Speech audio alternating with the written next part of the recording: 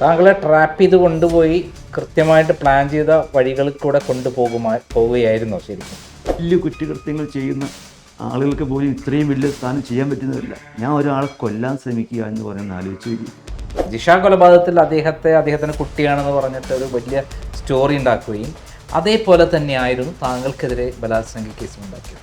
അത് രണ്ടും ഞങ്ങളെ നശിപ്പിക്കുക, തീർത്ത് കളയുക എന്നുള്ളതാണ്. എനിക്ക് ഭയങ്കര ടെൻഷനായിരുന്നു. ഒരു വണ്ടി പോകണ കേട്ടാൽ എനിക്ക് ടെൻഷനാണ്. ഇപ്പം ഞാൻ ഇനി പോലീസിന് പിടികൊടുക്കണമോ? ഞാൻ എന്താ ചെയ്യേണ്ടത്? എനിക്ക് ജയിലിൽ കിടക്കേണ്ടി വരുമോ? എൻ്റെ കുടുംബത്തിൻ്റെ അന്തരീക്ഷം, എൻ്റെ മക്കൾ, എൻ്റെ അമ്മ. കേരളത്തിൽ ബലാത്സംഗ കേസുകളിൽ ഉൾപ്പെടുത്തി 3 MLA പിണറായി വിജയൻ കൊടുക്കുകയുണ്ടായി. അതിൽ പ്രധാനപ്പെട്ട ഒരാളാണ് എൽദോസ് കുന്നപ്പള്ളി. അദ്ദേഹത്തിനെതിരെ എടുത്ത കേസ് കള്ളക്കേസാണെന്ന് ആദ്യം വിളിച്ച് പറഞ്ഞത് ക്രൈമാണ്. അതിൽ ഉൾപ്പെട്ട അതിജീവിതയുടെ യഥാർത്ഥ സ്റ്റോറി, ഒരു തട്ടിപ്പുകാരിയാണെന്ന് കൃത്യമായി രേഖകൾ പുറത്തു കൊണ്ടുവന്ന് പബ്ലിഷ് ചെയ്തതും ക്രൈമാണ്. ഇപ്പോഴിത് നമ്മളോടൊപ്പം ഉള്ളത്, ഗസ്റ്റായിട്ടുള്ളത് പെരുമ്പാവൂർ MLA ആയ ആ കേസിലെ പ്രതിയായിട്ടുള്ള ശ്രീ എൽദോസ് കുന്നപ്പള്ളിയാണ്. നമസ്കാരം. നമസ്കാരം. താങ്കളും ഞാനും കാണുന്നത് ആദ്യമായിട്ടാണ്. കാരണം ഈ കേസ്, ബലാത്സംഗ കേസൊക്കെ വന്ന് താങ്കൾ ഒളിവിൽ പോയി അവസാനം ജാമ്യം കിട്ടിയപ്പോൾ കോടതി തന്നെ പറഞ്ഞു ഈ കേസിലെ അതിജീവിത തട്ടിപ്പുകാരിയാണ്, അവർ ധാരാളം കല്യാണം കഴിച്ചിട്ടുണ്ട്, ഇതേപോലെ നാടകങ്ങൾ നടത്തിയിട്ടുണ്ട്, അവർ വിശ്വസിക്കാൻ കൊള്ളില്ല എന്ന് പറയുന്ന ക്രൈം എന്താണോ പബ്ലിഷ് ചെയ്തത് അതാണ് കോടതി പറഞ്ഞത്. എന്താണ് താങ്കൾക്ക് പറയാനുള്ളത്? ഞാൻ ഈ കേസ് ഉണ്ടായ ശേഷം ഒളിവിൽ പോയി എന്നുള്ളത് സാങ്കേതികമാണ്. യഥാർത്ഥത്തിൽ കോടതിയിൽ പെറ്റീഷൻ ഫയൽ ചെയ്തു, എനിക്ക് മുൻകൂർ ജാമ്യം വേണം എന്നുള്ളത്. ആ സമയത്ത് സ്വാഭാവികമായിട്ട് എല്ലാവരും മാറി നിൽക്കുന്ന ഒരു പതിവുണ്ട്. അന്ന് ഞാൻ ഫേസ്ബുക്കിൽ എഴുതി, തട്ടിപ്പിന് ജെൻഡർ വ്യത്യാസമില്ല, പുരുഷനെന്നോ സ്ത്രീയെന്നോ ഇല്ല. ഞാൻ ആരെയും ഇതുവരെ ഒരു തട്ടിപ്പ് നടത്തിയിട്ടില്ല. ഞാൻ ഈ കുറ്റത്തിൽ പറയുന്ന ഒരു കാര്യം ജീവിതത്തിൽ ചെയ്തിട്ടില്ല, ചെയ്യുകയുമില്ല. പക്ഷേ ഒരു പ്രത്യേക സംഘം എന്നെ കുരുക്കുവാൻ വേണ്ടി, എന്നെ പൊളിറ്റിക്സിൽ നിന്ന് ഔട്ടാക്കുവാൻ, എൻ്റെ പെരുമ്പാവൂർ സീറ്റ് തട്ടിയെടുക്കാൻ ഉള്ള ശ്രമം നടത്തി. അതിൻ്റെ ഭാഗമായി അവർ ചില ഓഫറുകൾ കൊടുത്ത് ഒരു കേസ് ഉണ്ടാക്കി എന്നെ അതിൽ കൊടുക്കുകയായിരുന്നു. ഞാൻ അന്നും ഇന്നും ഒരു തരം ചെയ്തിട്ടില്ല. ഞാൻ കോടതിയിൽ ഇത് പറയുകയുണ്ടായി. കോടതി എനിക്ക് അന്ന് തന്നെ ജാമ്യം നിന്നു. ഈ കേസ് തന്നെ തട്ടിപ്പാണെന്ന് കോടതി തന്നെ പറഞ്ഞതാണ്. ഇപ്പോൾ അതിൻ്റെ കേസിൻ്റെ ഘട്ടം കോടതിയിൽ മുന്നോട്ട് പോയിക്കൊണ്ടിരിക്കുന്നു. അതെനിക്ക് അനുകൂലമായിട്ടുള്ള വിധി ബഹുമാനപ്പെട്ട കോടതി തരുമെന്ന് തന്നെയാണ് എൻ്റെ പ്രതീക്ഷ. കുറ്റപത്രത്തിൽ പറയുന്നത് താങ്കൾ നിരന്തരമായി ബലാത്സംഗം ചെയ്തു എന്നുള്ളതാണ്. ഒരു തവണയല്ല, പലതവണ ബലാത്സംഗം ചെയ്തു എന്നുള്ളതാണ്. അതായത് ആദ്യം റിസോർട്ടിൽ വെച്ചിട്ട്, പിന്നീട് തൃക്കാക്കര വെച്ചിട്ട്, പിന്നീട് കുന്നത്തുനാട് വെച്ചിട്ട്, അങ്ങനെ പലതവണ താങ്കൾ ബലാത്സംഗം ചെയ്തു. ബലാത്സംഗം ഇങ്ങനെ തുടർച്ചയായിട്ടുണ്ടാവുന്നത് ഇങ്ങനെ ബലാത്സംഗം ഉണ്ടാവും. സുപ്രീം കോടതി ഏറ്റവും പുതിയ വിധി പ്രകാരം, ജസ്റ്റിസ് നാഗരത്നയുടെ വിധി പ്രകാരം ബലാത്സംഗം എന്ന് പറയുന്നത് ഒരു തവണ ഉണ്ടാവാം, പലതവണ ഉണ്ടാവില്ല എന്ന് കൃത്യമായി പറഞ്ഞിട്ടുണ്ട്. അപ്പോൾ പലതവണ ബലാത്സംഗം ഉണ്ടാവും എന്ന് പറയുന്നത് എന്ത് ബലാത്സംഗമാണ്? ഇല്ല, ഞാൻ പറഞ്ഞല്ലോ, ഇതൊരു മുൻകൂട്ടി പ്ലാൻ ചെയ്തിട്ടുള്ള ഒരു കേസാണ്. അത് കൃത്യമായി കോടതിക്ക് അത് ശരിയാണ് എന്ന് മനസ്സിലാകുന്ന ഒരു സന്ദർഭം വരാൻ പോവുകയാണ്. കോടതി വിധി വരട്ടെ. ഇന്നും അന്നും പറയുന്നു, ഞാൻ ഇതിലൊരു കുറ്റവും ചെയ്തിട്ടില്ല, ഞാൻ അങ്ങനെ ചെയ്യുന്ന ആളല്ല. ഇത് മനഃപൂർവ്വം എൻ്റെ പൊളിറ്റിക്കൽ കരിയർ നശിപ്പിക്കാൻ ഉണ്ടാക്കിയ ഒരു കഥയും അതിന് വേണ്ടി മെനഞ്ഞെടുത്ത പല സംഭവവാസങ്ങളുമാണ്. അത് യഥാർത്ഥത്തിൽ എന്താണ് എന്നുള്ളത് കോടതി തെളിയിക്കും. ഞാൻ ബഹുമാനപ്പെട്ട കോടതിയിൽ 49ഓളം കേസുകൾ, ഈ അതിജീവിത എന്ന് പറയുന്ന സ്ത്രീ വാദിയും പ്രതിയുമായിട്ടുള്ള 49ഓളം കേസുകൾ ഞാൻ കോടതിയിൽ ഫയൽ ചെയ്തു. അതിൽ 4-5 കേസുകളോളം റേപ്പ് മാത്രമാണ് അതിലുണ്ടായിട്ടുള്ളത്. കോടതി അവർ ബന്ധുക്കൾക്കെതിരെ, സ്വന്തക്കാർക്കെതിരെ, അറിയാവുന്ന പുരുഷന്മാർക്കെതിരെ കൊടുത്തിട്ടുള്ളത് 5ഓളം കല്യാണം കഴിച്ചു. ഇത്തരം റേപ്പ് കേസുകളാണ്. ഒരേ സമയത്ത് 2 കല്യാണം. ഞാൻ അതൊക്കെ നിങ്ങൾക്ക് അറിയാവുന്ന കാര്യങ്ങളാണ്. ഞാൻ പബ്ലിഷ് ചെയ്തുള്ള കാര്യമായിട്ടാണ് പറയുന്നത്.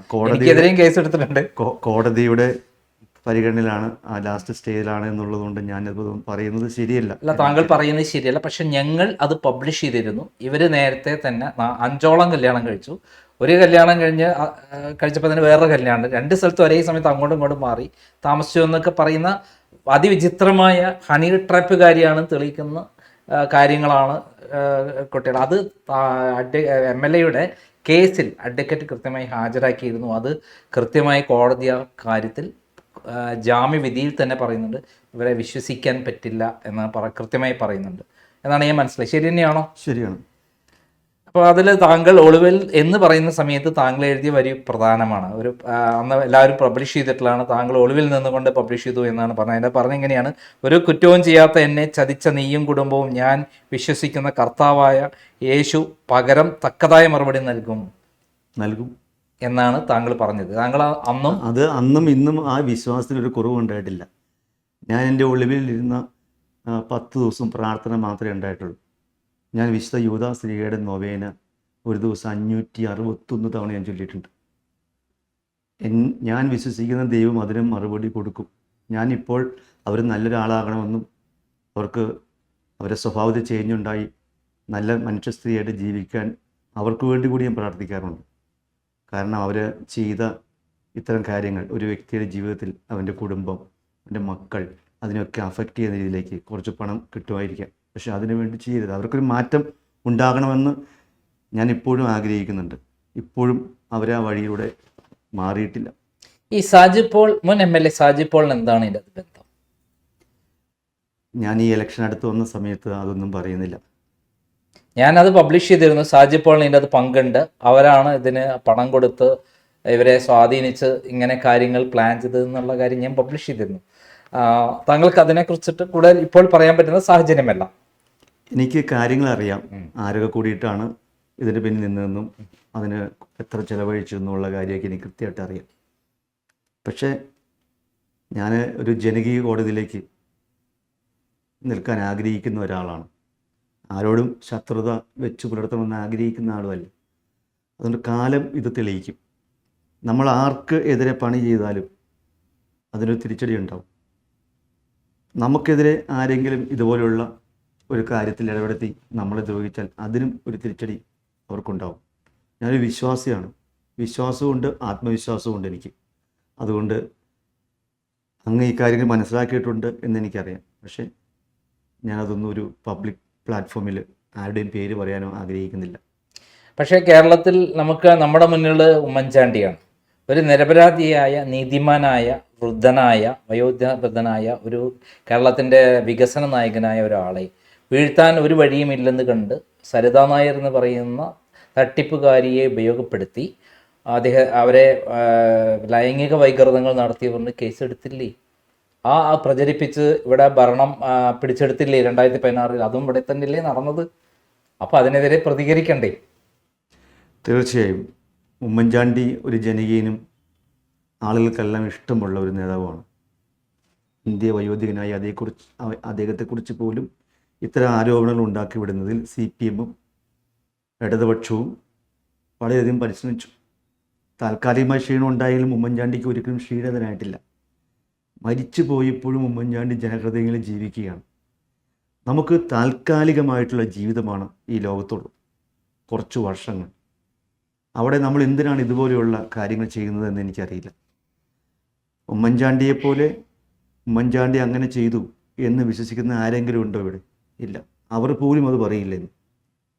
പക്ഷേ 2016 ഇലക്ഷനിൽ അദ്ദേഹത്തെ തോൽപ്പിക്കാനും UDF-നെ തോൽപ്പിക്കാൻ അത് പ്രധാന ആയുധമായി തീർന്നില്ലേ? തീർന്നു. അപ്പോൾ അതിന് എഫക്റ്റീവ് ഉണ്ടായില്ലേ? എഫക്റ്റീവ് എന്ന് പറഞ്ഞു കഴിഞ്ഞാൽ താൽക്കാലികമായിട്ടുള്ള വിജയം ചിലപ്പോൾ ഉണ്ടാവും. ആത്യന്തികമായിട്ടുള്ള പരാജയമായിരിക്കും പിന്നീട് ഉണ്ടാകാൻ പോവുക. ഉമ്മൻചാണ്ടി മരണപ്പെട്ടു പോയപ്പോഴും ഉമ്മൻചാണ്ടിയുടെ ജനസമ്മതി നമുക്കറിയാമല്ലോ. അപ്പോൾ ഞാൻ പറയുന്നത്, ഇത്തരം മ്ലേച്ഛമായ രീതിയിലുള്ള ആരോപണങ്ങൾ ആരും ആർക്കെതിരെ പറയുകയോ ആരുടെയും പൊതുജീവിതമോ വ്യക്തി ജീവിതമോ നശിപ്പിക്കാനുള്ള ശ്രമം അത് ഏറ്റവും കൂടുതലുള്ളത് കേരളത്തിലാണെന്ന് എനിക്ക് തോന്നുന്നു. മറ്റ് രാജ്യങ്ങളൊന്നും ഇത്തരം സംഭവങ്ങളില്ല. അപ്പോൾ എങ്ങനെയാണ് രാഷ്ട്രീയക്കാരെ നശിപ്പിക്കുക, എങ്ങനെയാണ് ഒരാളുടെ സൽപ്പേരിനെ കളങ്കം വരുത്തുക എന്നുള്ളത് ലക്ഷ്യമാണല്ലോ ഇതിലൂടെ ഉദ്ദേശിക്കുന്നത്. അദ്ദേഹത്തിന് യാതൊന്നും കുഴപ്പമില്ല എന്ന് പറയുമ്പോഴും അദ്ദേഹത്തിൻ്റെ കുടുംബത്തിനും അദ്ദേഹത്തിനും മാനസികമായ പീഡനമുണ്ടാവുകയും അദ്ദേഹം രോഗിയായി തീരുകയും ക്യാൻസർ രോഗിയായി തീരുകയും അങ്ങനെ അദ്ദേഹം മരണപ്പെടുകയും ചെയ്തു. യഥാർത്ഥത്തിൽ അദ്ദേഹത്തെ കൊന്നതല്ലേ പിണറായി വിജയൻ ഈ വിധത്തിൽ? ഒരു ഇത്തരം പേരുദോഷങ്ങൾ ഉണ്ടാകുമ്പോൾ മാനസികമായ പ്രശ്നങ്ങളുണ്ടാകും.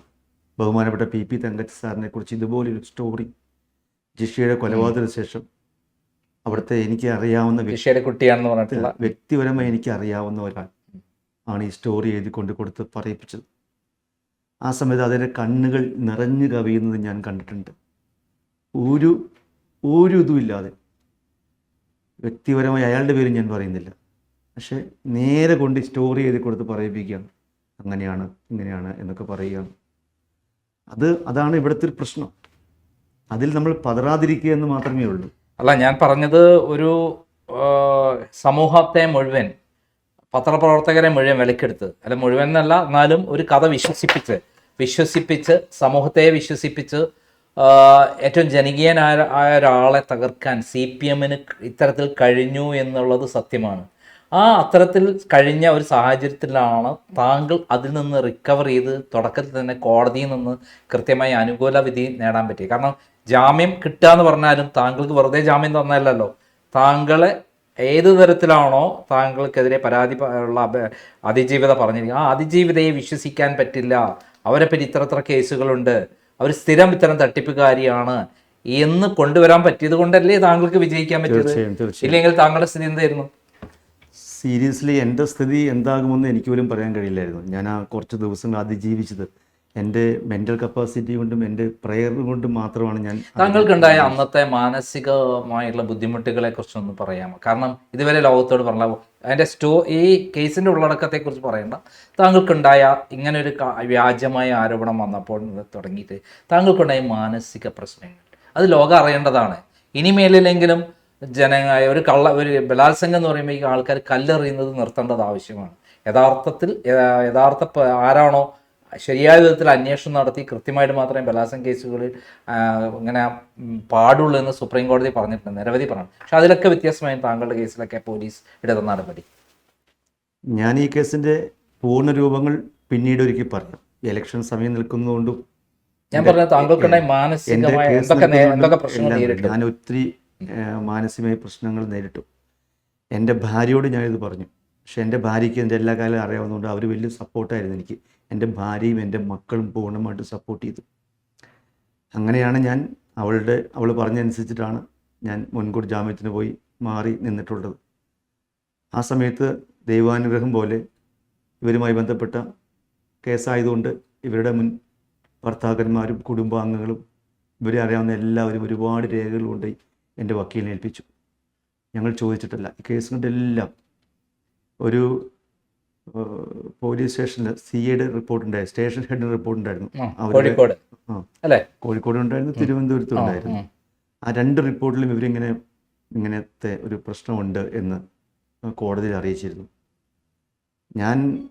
അതൊന്നും ഞാൻ പൂർണ്ണ രൂപത്തിൽ പറയുന്നില്ല.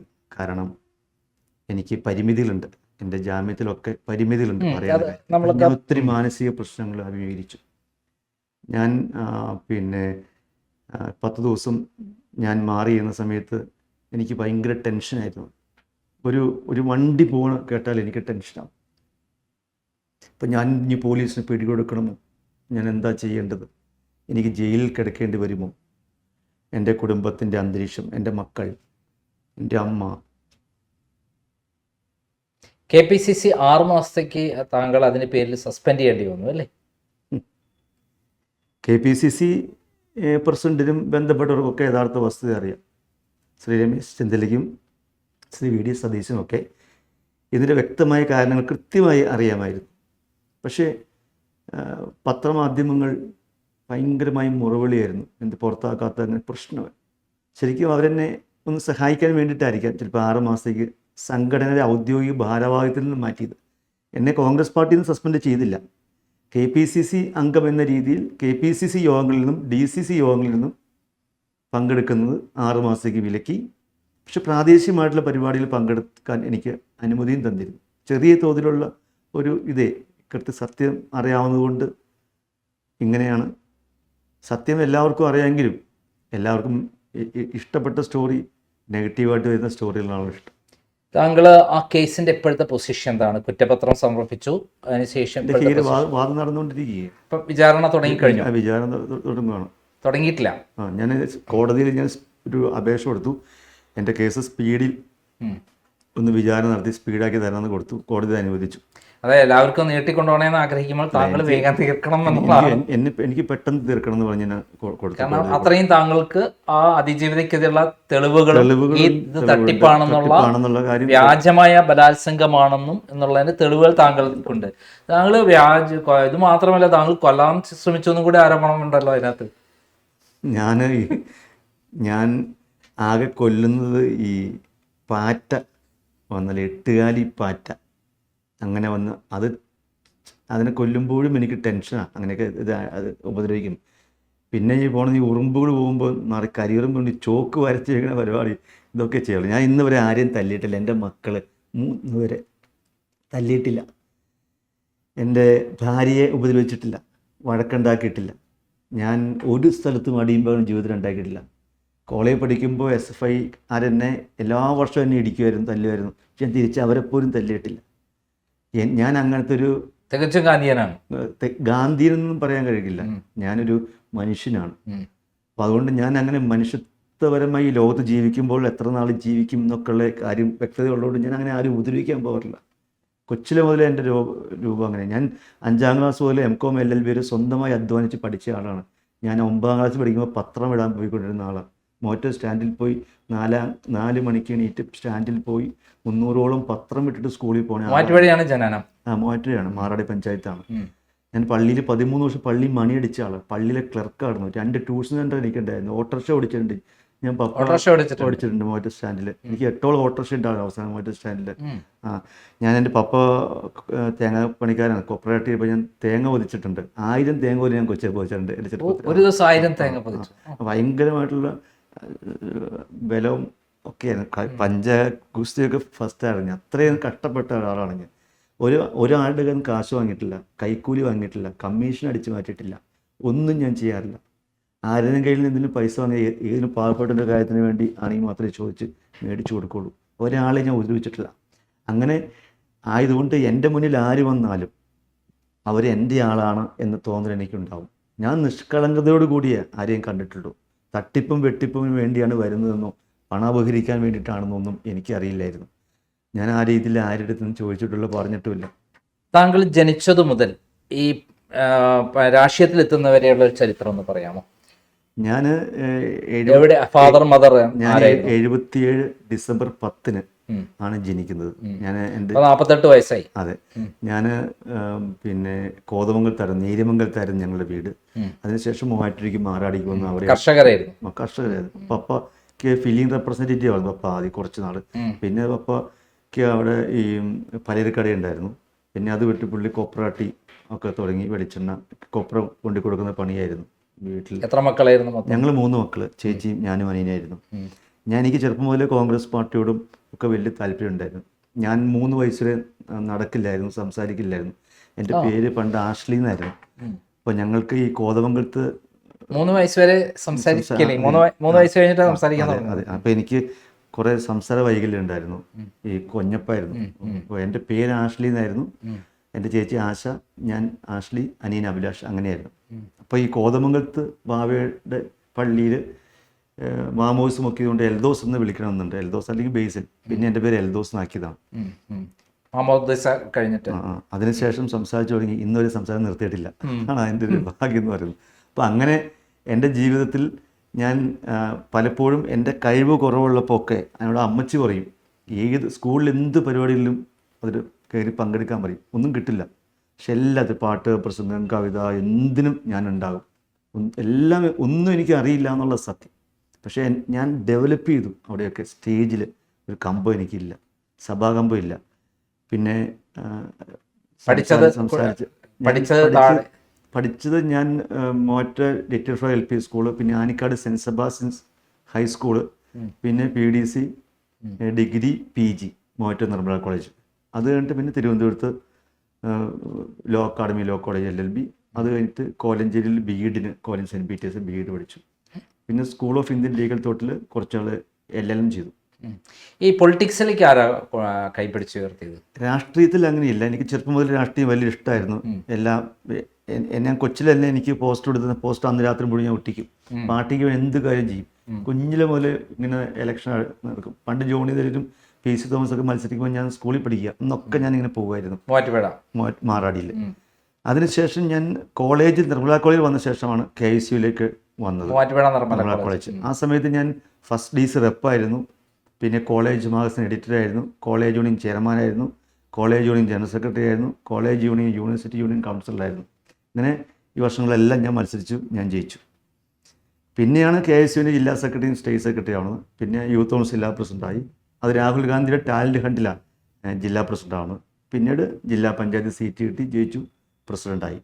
പിന്നീട് 2 ടൈമിലാണ് MLA കഴിഞ്ഞിട്ടുള്ളത്. അതിന് മുമ്പ് ജില്ലാ പഞ്ചായത്ത് പ്രസിഡൻ്റായിരുന്നു. 5 വർഷം. 2010-15 എറണാകുളം ജില്ലാ പഞ്ചായത്ത് പ്രസിഡൻ്റായിരുന്നു. പിന്നീടാണ് ഇവിടെ വിവാഹം.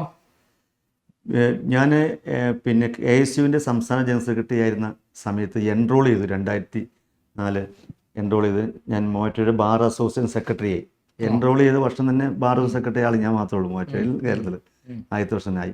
ആ സമയത്താണ് അവരുടെ വിവാഹത്തിൻ്റെ ഒരു ആലോചന അവരുടെ വീട്ടിൽ നിന്ന് വരുന്നത്. അങ്ങനെ അതിനുശേഷം വിവാഹം കഴിച്ചു. കുട്ടികൾ 3 പേര്. മോള് +2 കഴിഞ്ഞ് ഇപ്പോൾ എൻട്രൻസ് കോച്ചിന് പാലയിൽ. ഒരു മകൻ സെബാസ്റ്റ്യൻ, ഞാൻ പഠിച്ച സ്കൂളിൻ്റെ പേര് അവനിട്ടെ, സെൻറ്റ് സെബാസ്റ്റ്യൻ എന്നുള്ള. അവൻ 8ാം ക്ലാസ്സിൽ. ഇളയവൻ സാമുവൽ, അവൻ 5ാം ക്ലാസ്സിൽ. ഇവിടെ DCC secretary Ernakulam DCC secretary ആയിരുന്നു. DCC വൈസ് പ്രസിഡന്റ് ആയിരുന്നു.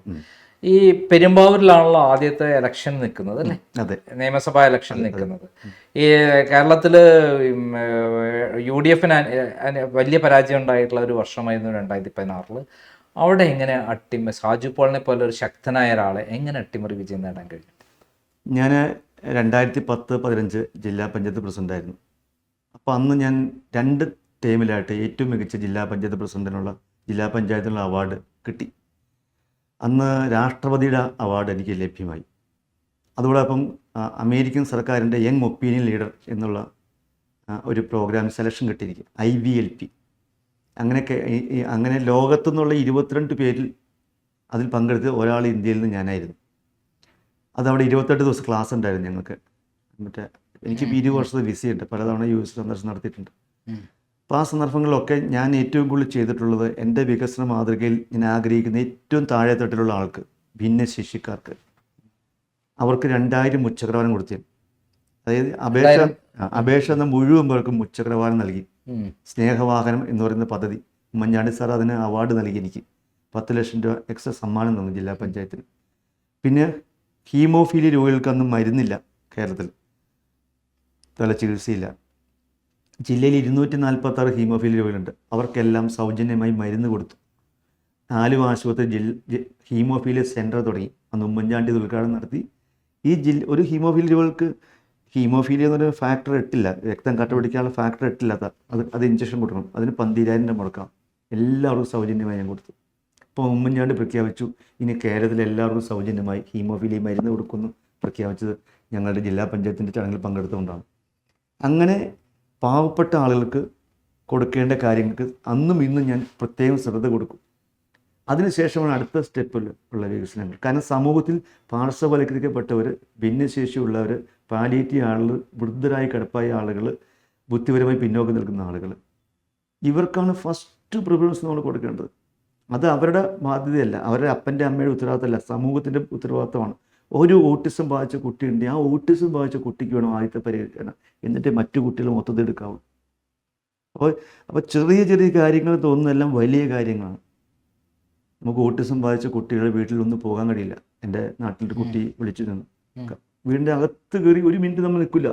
കാരണം ആ കുട്ടിക്ക് അറിയില്ല എവിടെ മലമൂത്ര വിസർജനം നടത്തുന്നത് അറിയില്ല. ഈ അപ്പനും അമ്മയും തന്നെ തുടച്ച് വൃത്തിയായി ക്ലീൻ ചെയ്ത് കൊണ്ടു കിടക്കും. ആ വീടിൻ്റെ ഉള്ളിൽ അവർക്ക് സുഗന്ധ, അവർക്കത് തോന്നില്ല. പുറത്തുനിന്ന് വരുന്ന ആൾക്കാണ് തോന്നുകയുള്ളൂ. ഇപ്പോൾ ഏറ്റവും പിന്നോക്കം നിൽക്കുന്ന ആൾക്ക് പരിഗണന കൊടുത്തു. ഞാൻ സ്ഥാനാർത്ഥിയായിട്ട് എന്നെ പ്രഖ്യാപിക്കുന്നത് AK ആന്റണി സാറാണ് എന്നെ സെലക്ട് ചെയ്യുന്നത്. ഞാൻ അന്ന് ജയിക്കുമെന്ന് രാഹുൽ ഗാന്ധിയോട് പറഞ്ഞ് എനിക്ക് സീറ്റ് വാങ്ങി തന്നത് അദ്ദേഹമാണ്.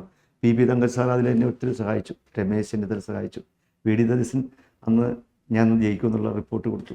കെ ബാബു, ഇവിടുത്തെ മന്ത്രിയായിരുന്ന കെ ബാബു സഹായിച്ചു, VJ പൗലോസ് ഡീസൽ, അവരെല്ലാം എന്നെ സഹായിച്ചു. അങ്ങനെ എനിക്ക് സീറ്റ് കിട്ടി.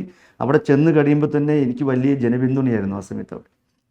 കാരണം അവിടെ കുറേ ആവശ്യങ്ങളുണ്ട്, വർഷങ്ങളായുള്ള പെരുമ്പാവൂരിൻ്റെ ആവശ്യം. 15 വർഷം ഷാജു ഇപ്പോൾ അവിടെ MLA ആയിരുന്നു. പക്ഷെ അവർ പറയുന്ന കുറേ കാര്യം പെരുമ്പാവൂർ 2001 മുതൽ 2016 വരെ. ആ 2001 സാജിപ്പോൾ ജയിക്കാനുള്ള കാരണം ഞാനാണ്. എനിക്കറിയാം. PP തങ്കച്ചനെ കുറിച്ചുള്ള ഒരു കൊലപാതകവുമായി ബന്ധപ്പെട്ട സ്റ്റോറി ആയിരുന്നു കാരണം. അതിന് കാരണമുണ്ട്.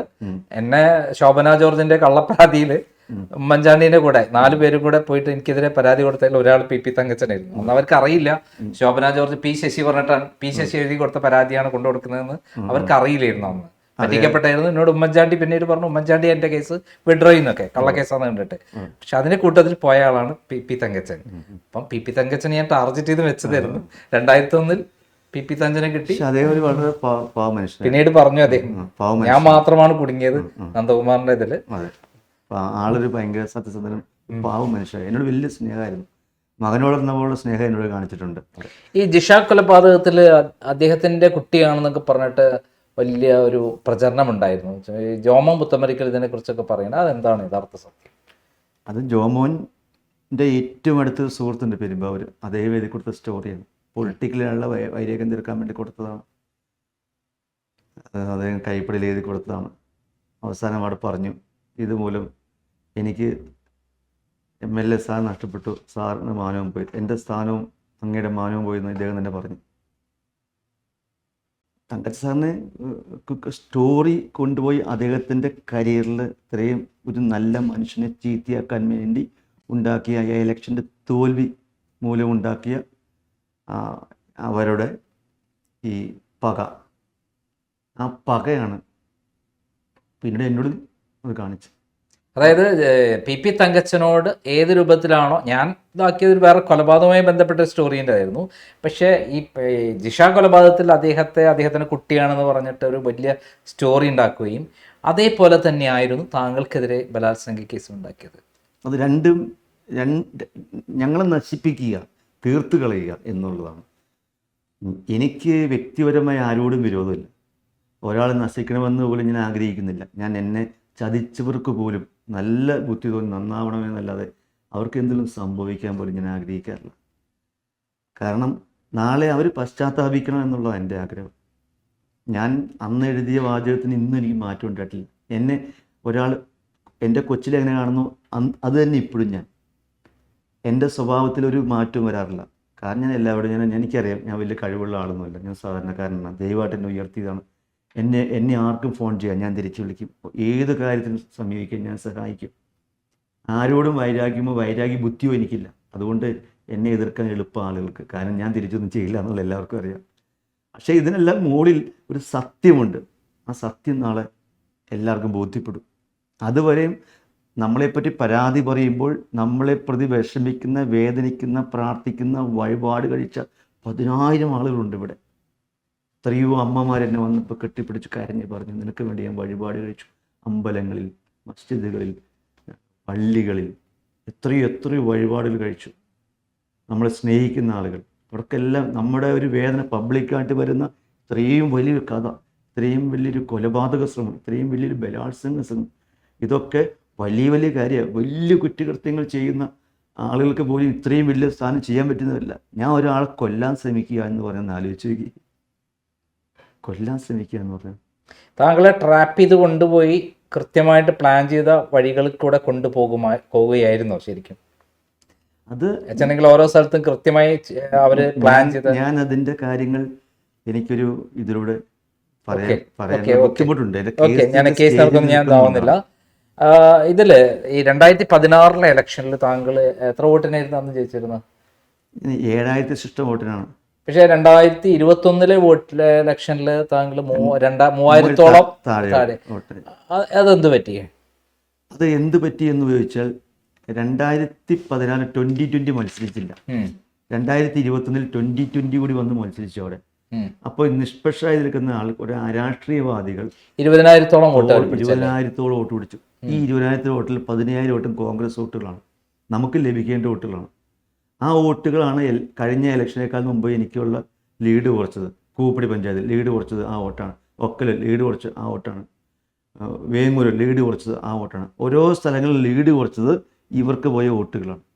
ആ വോട്ടുകൾ ഇത്തവണ പക്ഷേ ഞങ്ങൾക്ക് തിരിച്ചു വന്നിട്ടുണ്ട്.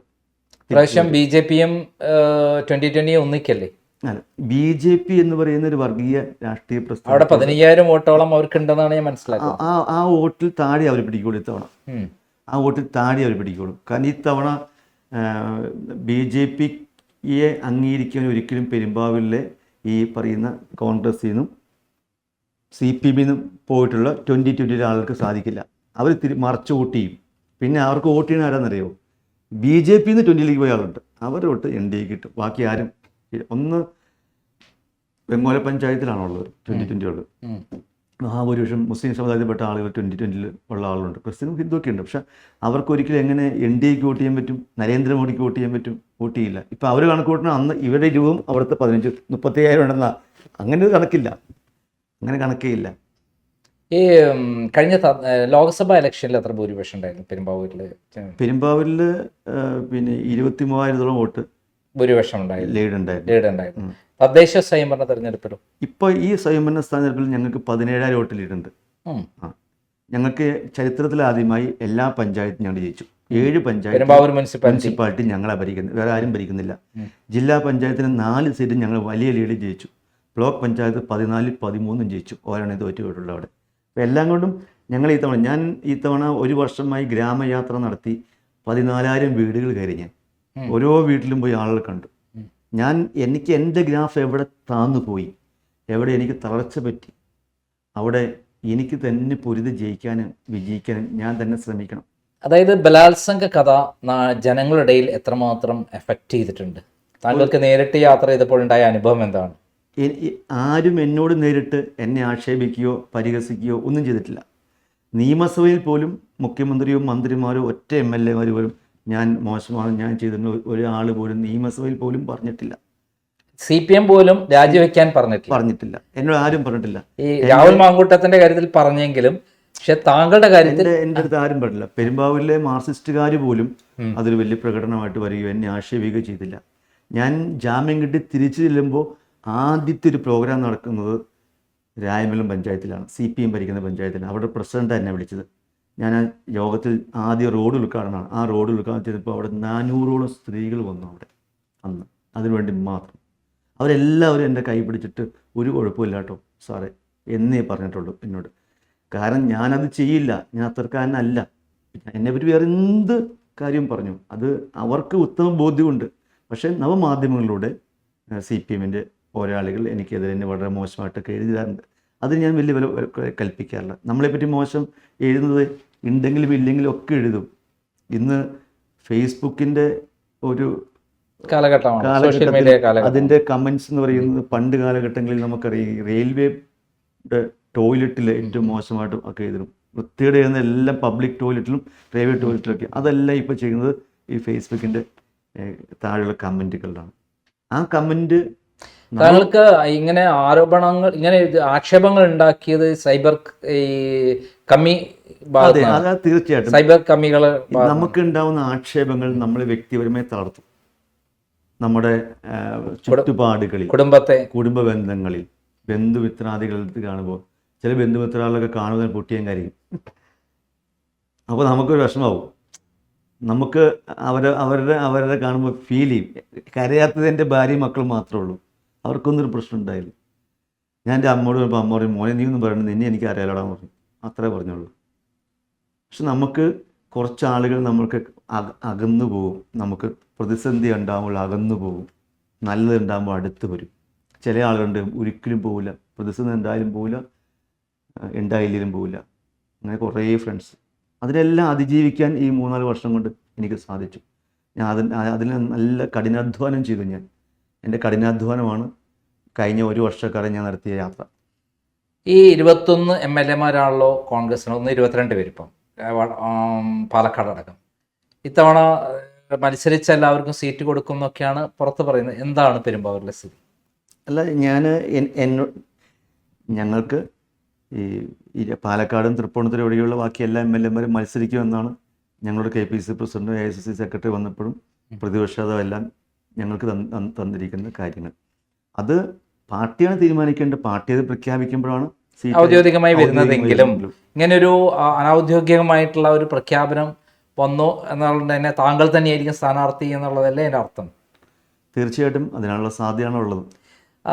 ഈ ബലാത്സംഗ കഥകളൊക്കെ തന്നെ ജനങ്ങളിലേക്ക് ഒന്നും ഏറ്റില്ല എന്നും താങ്കളുടെ ഒരു സഹതാപമാണ് അവിടെ ഉള്ളത് എന്നുള്ളതുമാണ് ഞാൻ മനസ്സിലാക്കിയത്. അത് എത്രമാത്രം ശരിയാണ്? അത് 100% ശരിയാണ്. കാരണം ഇപ്പോൾ കുറിച്ച് വെച്ചു, ഞാൻ പെരുമ്പാവൂരിൻ്റെ ചരിത്രത്തിലെ ഏറ്റവും വലിയ ലീഡിന് ജയിക്കും. അതായത് ഇത്തരത്തിൽ കള്ളക്കേസ് എടുത്ത് നമ്മളെ ഒതുക്കാമെന്ന് കരുതുമ്പോൾ അത് ജനങ്ങൾ തിരിച്ചറിഞ്ഞ് ശക്തമായ രൂപത്തിൽ താങ്കൾക്ക് അനുകൂലമായി മാറും എന്നാണ് താങ്കൾ? തീർച്ചയായിട്ടും ജനങ്ങൾ എപ്പോഴും പോസിറ്റീവായിട്ട് ചിന്തിക്കുന്നവരാണ് മലയാളികൾ. എത്രമാത്രം പ്രശ്നമുണ്ട് വായിച്ചു നോക്കിയാലും ഉള്ളിൻ്റെ ഉള്ളിൽ അവരൊന്ന് ചിന്തിക്കും. ഇത്രയൊക്കെ ഉള്ളൂ കാര്യങ്ങൾ. അവരിലൊരു നല്ല മനസ്സുണ്ട്. എന്നെ അടുത്തറിയാവുന്ന ആളുകൾ മാത്രമേ ഉള്ളൂ പെരുമ്പാവൂരിൽ. എന്നെ ഇന്നുവരെ കാണാത്ത കുറച്ച് പേരെ ഉണ്ടാവുള്ളൂ. ബാക്കിയുള്ള എല്ലാവരും എന്നെ കണ്ടിട്ടുണ്ട്. അവരുടെ വീട്ടിൽ ഞാൻ ചെന്നിട്ടുണ്ട്, അവരുമായിട്ട് ബന്ധപ്പെട്ടിട്ടുണ്ട്. അവരെന്നെ ഫോൺ വിളിച്ചിട്ട് ഒരാൾ വിളിച്ചാൽ നിങ്ങൾ 100 പേരെ കൊണ്ട് എന്നെ വിളിപ്പിച്ചോ, ഈ 100 പേരെ ഞാൻ തിരിച്ചു വിളിക്കും. ഇപ്പോൾ നമ്മൾ ഇൻ്റർവ്യൂ നടത്തിക്കൊണ്ടിരിക്കുമ്പോൾ ഫോൺ എടുക്കാൻ പോയിട്ടില്ല, എപ്പോഴും കോൾ വരുന്നുണ്ടാവും. ഈ കോളെല്ലാം പോകുമ്പോൾ ഞാൻ തിരിച്ചു വിളിക്കും. ഇപ്പോൾ ഒരാൾ പോലും ഫോൺ വിളിച്ചാൽ കിട്ടില്ല എന്നോട് പറയില്ല. ചില ആൾ പറയും തന്നെ വിളിച്ചാൽ കിട്ടില്ല, തനക്ക് വലിയ ആളായിപ്പോയി എന്നൊക്കെ പറയും. അപ്പോൾ ഞാൻ ചോദിച്ചു ഇപ്പോൾ ഒന്ന് വിളിക്കുക എന്നെ എന്ന് പറയും. അവർ വിളിക്കില്ല. എന്താണെന്നറിയോ, എൻ്റെ നമ്പർ അവരെ ഉണ്ടാവില്ല. താങ്കളെ കുറിച്ചുള്ള വേറൊരു വലിയ ആരോപണങ്ങൾ വരുന്നത് വെച്ചാൽ താങ്കൾ ഭയങ്കരമായി ഡാൻസ് ചെയ്യുന്ന പ്രോഗ്രാമുകളിൽ.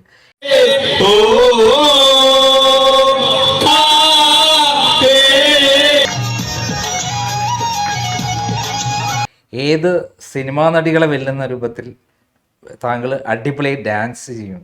എന്താണ് അതിൻ്റെ രഹസ്യം? വലിയ ആരോപണമായിട്ട് താങ്കളെ മോശപ്പെടുത്താൻ വേണ്ടി ഏറ്റവും ഉപയോഗിക്കുന്നത് താങ്കളുടെ ഡാൻസ് ആണ്. ഞാൻ എൻ്റെ ശരീരഭാഷ അറിയാലോ, ഞാൻ ഇങ്ങനെ ക്ഷീണിച്ച് മെലിഞ്ഞിരിക്കുന്നത്, എനിക്ക് എന്ത് ഡാൻസ് ചെയ്യാൻ പറ്റും? വലിയ കുഴപ്പമില്ലാത്ത ഇതാണ് എൻ്റെ പ്രകൃതം. അങ്ങനെയാണ്. ഞാൻ കൊച്ചിലെ മുതലേ വീടുകളിൽ ഡാൻസ് കളിക്കുമായിരുന്നു. എൻ്റെ വീട്ടിലൊക്കെ ഞാനൊരു ശരിക്കും പറഞ്ഞാൽ അങ്ങനെ വലിയൊരു ഗൗരവമുള്ളൊരു കഥാപാത്രമോ ഗൗരവമുള്ള വ്യക്തിയോ ഒന്നുമില്ല. ഇപ്പോഴും ഞാൻ കുട്ടികളുടെ മനസ്സായിട്ട് നടക്കുന്നതെന്ന് എന്നോട് എൻ്റെ അമ്മച്ചിയും മക്കളൊക്കെ പറയും. ഞാൻ വീട്ടിൽ ചെന്ന് കഴിഞ്ഞാൽ വൈകിട്ട് ഞാനും പിള്ളേരെ കൂടെ ഡാൻസ് കളിക്കും. അല്ലെങ്കിൽ ഈ ഈ വേട്ടാമ്പള്ളി സ്കിറ്റ് ഉണ്ട്, ഞങ്ങളതൊക്കെ ചെയ്യും. മക്കൾ കൂടെ നിന്ന് ചെയ്യും, ഡാൻസ് കളിക്കും, പാട്ട് പാടും, ചിരിക്കും. അങ്ങനെ കുട്ടികളുടെ കൂടെ കളിച്ചിട്ടേ ഞാൻ മിക്ക ദിവസം കിടന്നുറങ്ങാറുള്ളൂ. പിന്നെ ഞാൻ സ്കൂളിൽ പഠിക്കുമ്പോൾ 5ാം ക്ലാസ്സിലും 6ാം ക്ലാസ്സിലും പഠിക്കുമ്പോൾ സ്കൂൾ ആനിവേഴ്സറിയിൽ തന്നെ ഡാൻസ് ഉണ്ടാവും. അപ്പോൾ ഗ്രൂപ്പ് ഡാൻസാണ്. ഈ സിസ്റ്റേഴ്സ് പഠിപ്പിക്കും, പോണം നമുക്കിന്ന് വരാപ്പൊഴിക്ക്, വേഗത്തിൽ തണ്ട് വലിച്ചിറക്കി തണ്ടാളിമാർ ഒരു 10 പേരും ലാ ലാ ലാ ലാ ലാ ലാ അങ്ങനെ പാട്ടുകളുണ്ട്. എനിക്ക് ഡാൻസ് പഠിക്കാത്തതിന് ഇന്നും എനിക്ക് ബുദ്ധിമുട്ടുണ്ട്. എനിക്ക് ഡാൻസ് പഠിക്കണമെന്ന് വലിയ ആഗ്രഹമുള്ള ഒരാളാണ്. നാച്ചുറലി താങ്കൾ ഭയങ്കര കമ്പമാണ് പഠിച്ചിട്ടല്ല, അല്ലാതെ തന്നെ ജന്മനാ ഡാൻസ് ചെയ്യാനുള്ള എനിക്ക് ഭയങ്കര കമ്പമാണ് ഡാൻസ് പാട്ട്. നല്ലൊരു പാട്ട് കിട്ടിയാൽ താങ്കൾ ഓട്ടോമാറ്റിക് ഡാൻസ് ചെയ്യാൻ തുടങ്ങും. എനിക്കത് എൻ്റെ മനസ്സ് അങ്ങനെയാണ്. എനിക്കറിയില്ല, അങ്ങനെ എന്നെ പലരും നിർദ്ദേശിക്കാൻ അങ്ങനെ ചെയ്യരുത്. ഞാനിപ്പോൾ ഒരു കല്യാണ വീട്ടിൽ ചെന്ന് കഴിഞ്ഞാൽ അവിടുത്തെ എൻ്റെ പ്രായത്തിലുള്ള യുവാക്കന്മാരെല്ലാവരും ഭയങ്കര ഡാൻസ് തുള്ളുക. MLA മാത്രം തുള്ളാൻ പാടില്ല എന്ന് പറയും. ഒരു കർഷക സംഘം ഉണ്ടാക്കിയിട്ട് ആ കർഷക സംഗമത്തിൽ കലപ്പിയൊക്കെ ധരിച്ചുകൊണ്ട് ഇതാക്കിയുകൊണ്ട് താങ്കൾ ഡാൻസ് ചെയ്യുന്നൊരു ഡാൻസ് കളിച്ചു. ഞാൻ കർഷക വേഷം കെട്ടി. അതെന്തായിരുന്നു കർഷക സംഘം? എന്തായിരുന്നു അത്? പെരുമ്പാവൂരിൽ ഞാൻ സംഘടിപ്പിച്ചൊരു പരിപാടിയാണ്. കർഷകരുടെ വേഷമൊക്കെ ധരിച്ച് കർഷക ദിനത്തിന് ചിങ്ങോദയം, ചിങ്ങമാസത്തിന് മുൻപ് തലേദിവസം ചിങ്ങോദയം എന്ന് പറയുന്ന പരിപാടി സംഘടിപ്പിച്ച് കർഷക സംഗമവും കർഷക വേഷമൊക്കെ കെട്ടി ഡാൻസ് കളിക്കും, പാട്ടൊക്കെ ഉണ്ടായി. ഞങ്ങൾ ഒത്തിരി പേര് വന്നു ഡാൻസ്. നല്ല രസമാണ് നമുക്ക് ഡാൻസ് കളിക്കുമ്പോൾ. പക്ഷേ ചില ആളുകൾ ഡാൻസ് കളിക്കില്ല. അവന് ചിരിക്കാൻ ഇഷ്ടമല്ല, കരയാൻ ഇഷ്ടമല്ല, ഡാൻസ് കളിക്കാൻ ഇഷ്ടമല്ല. അവനിങ്ങനെ പിടിച്ചുകൊണ്ടിരിക്കും.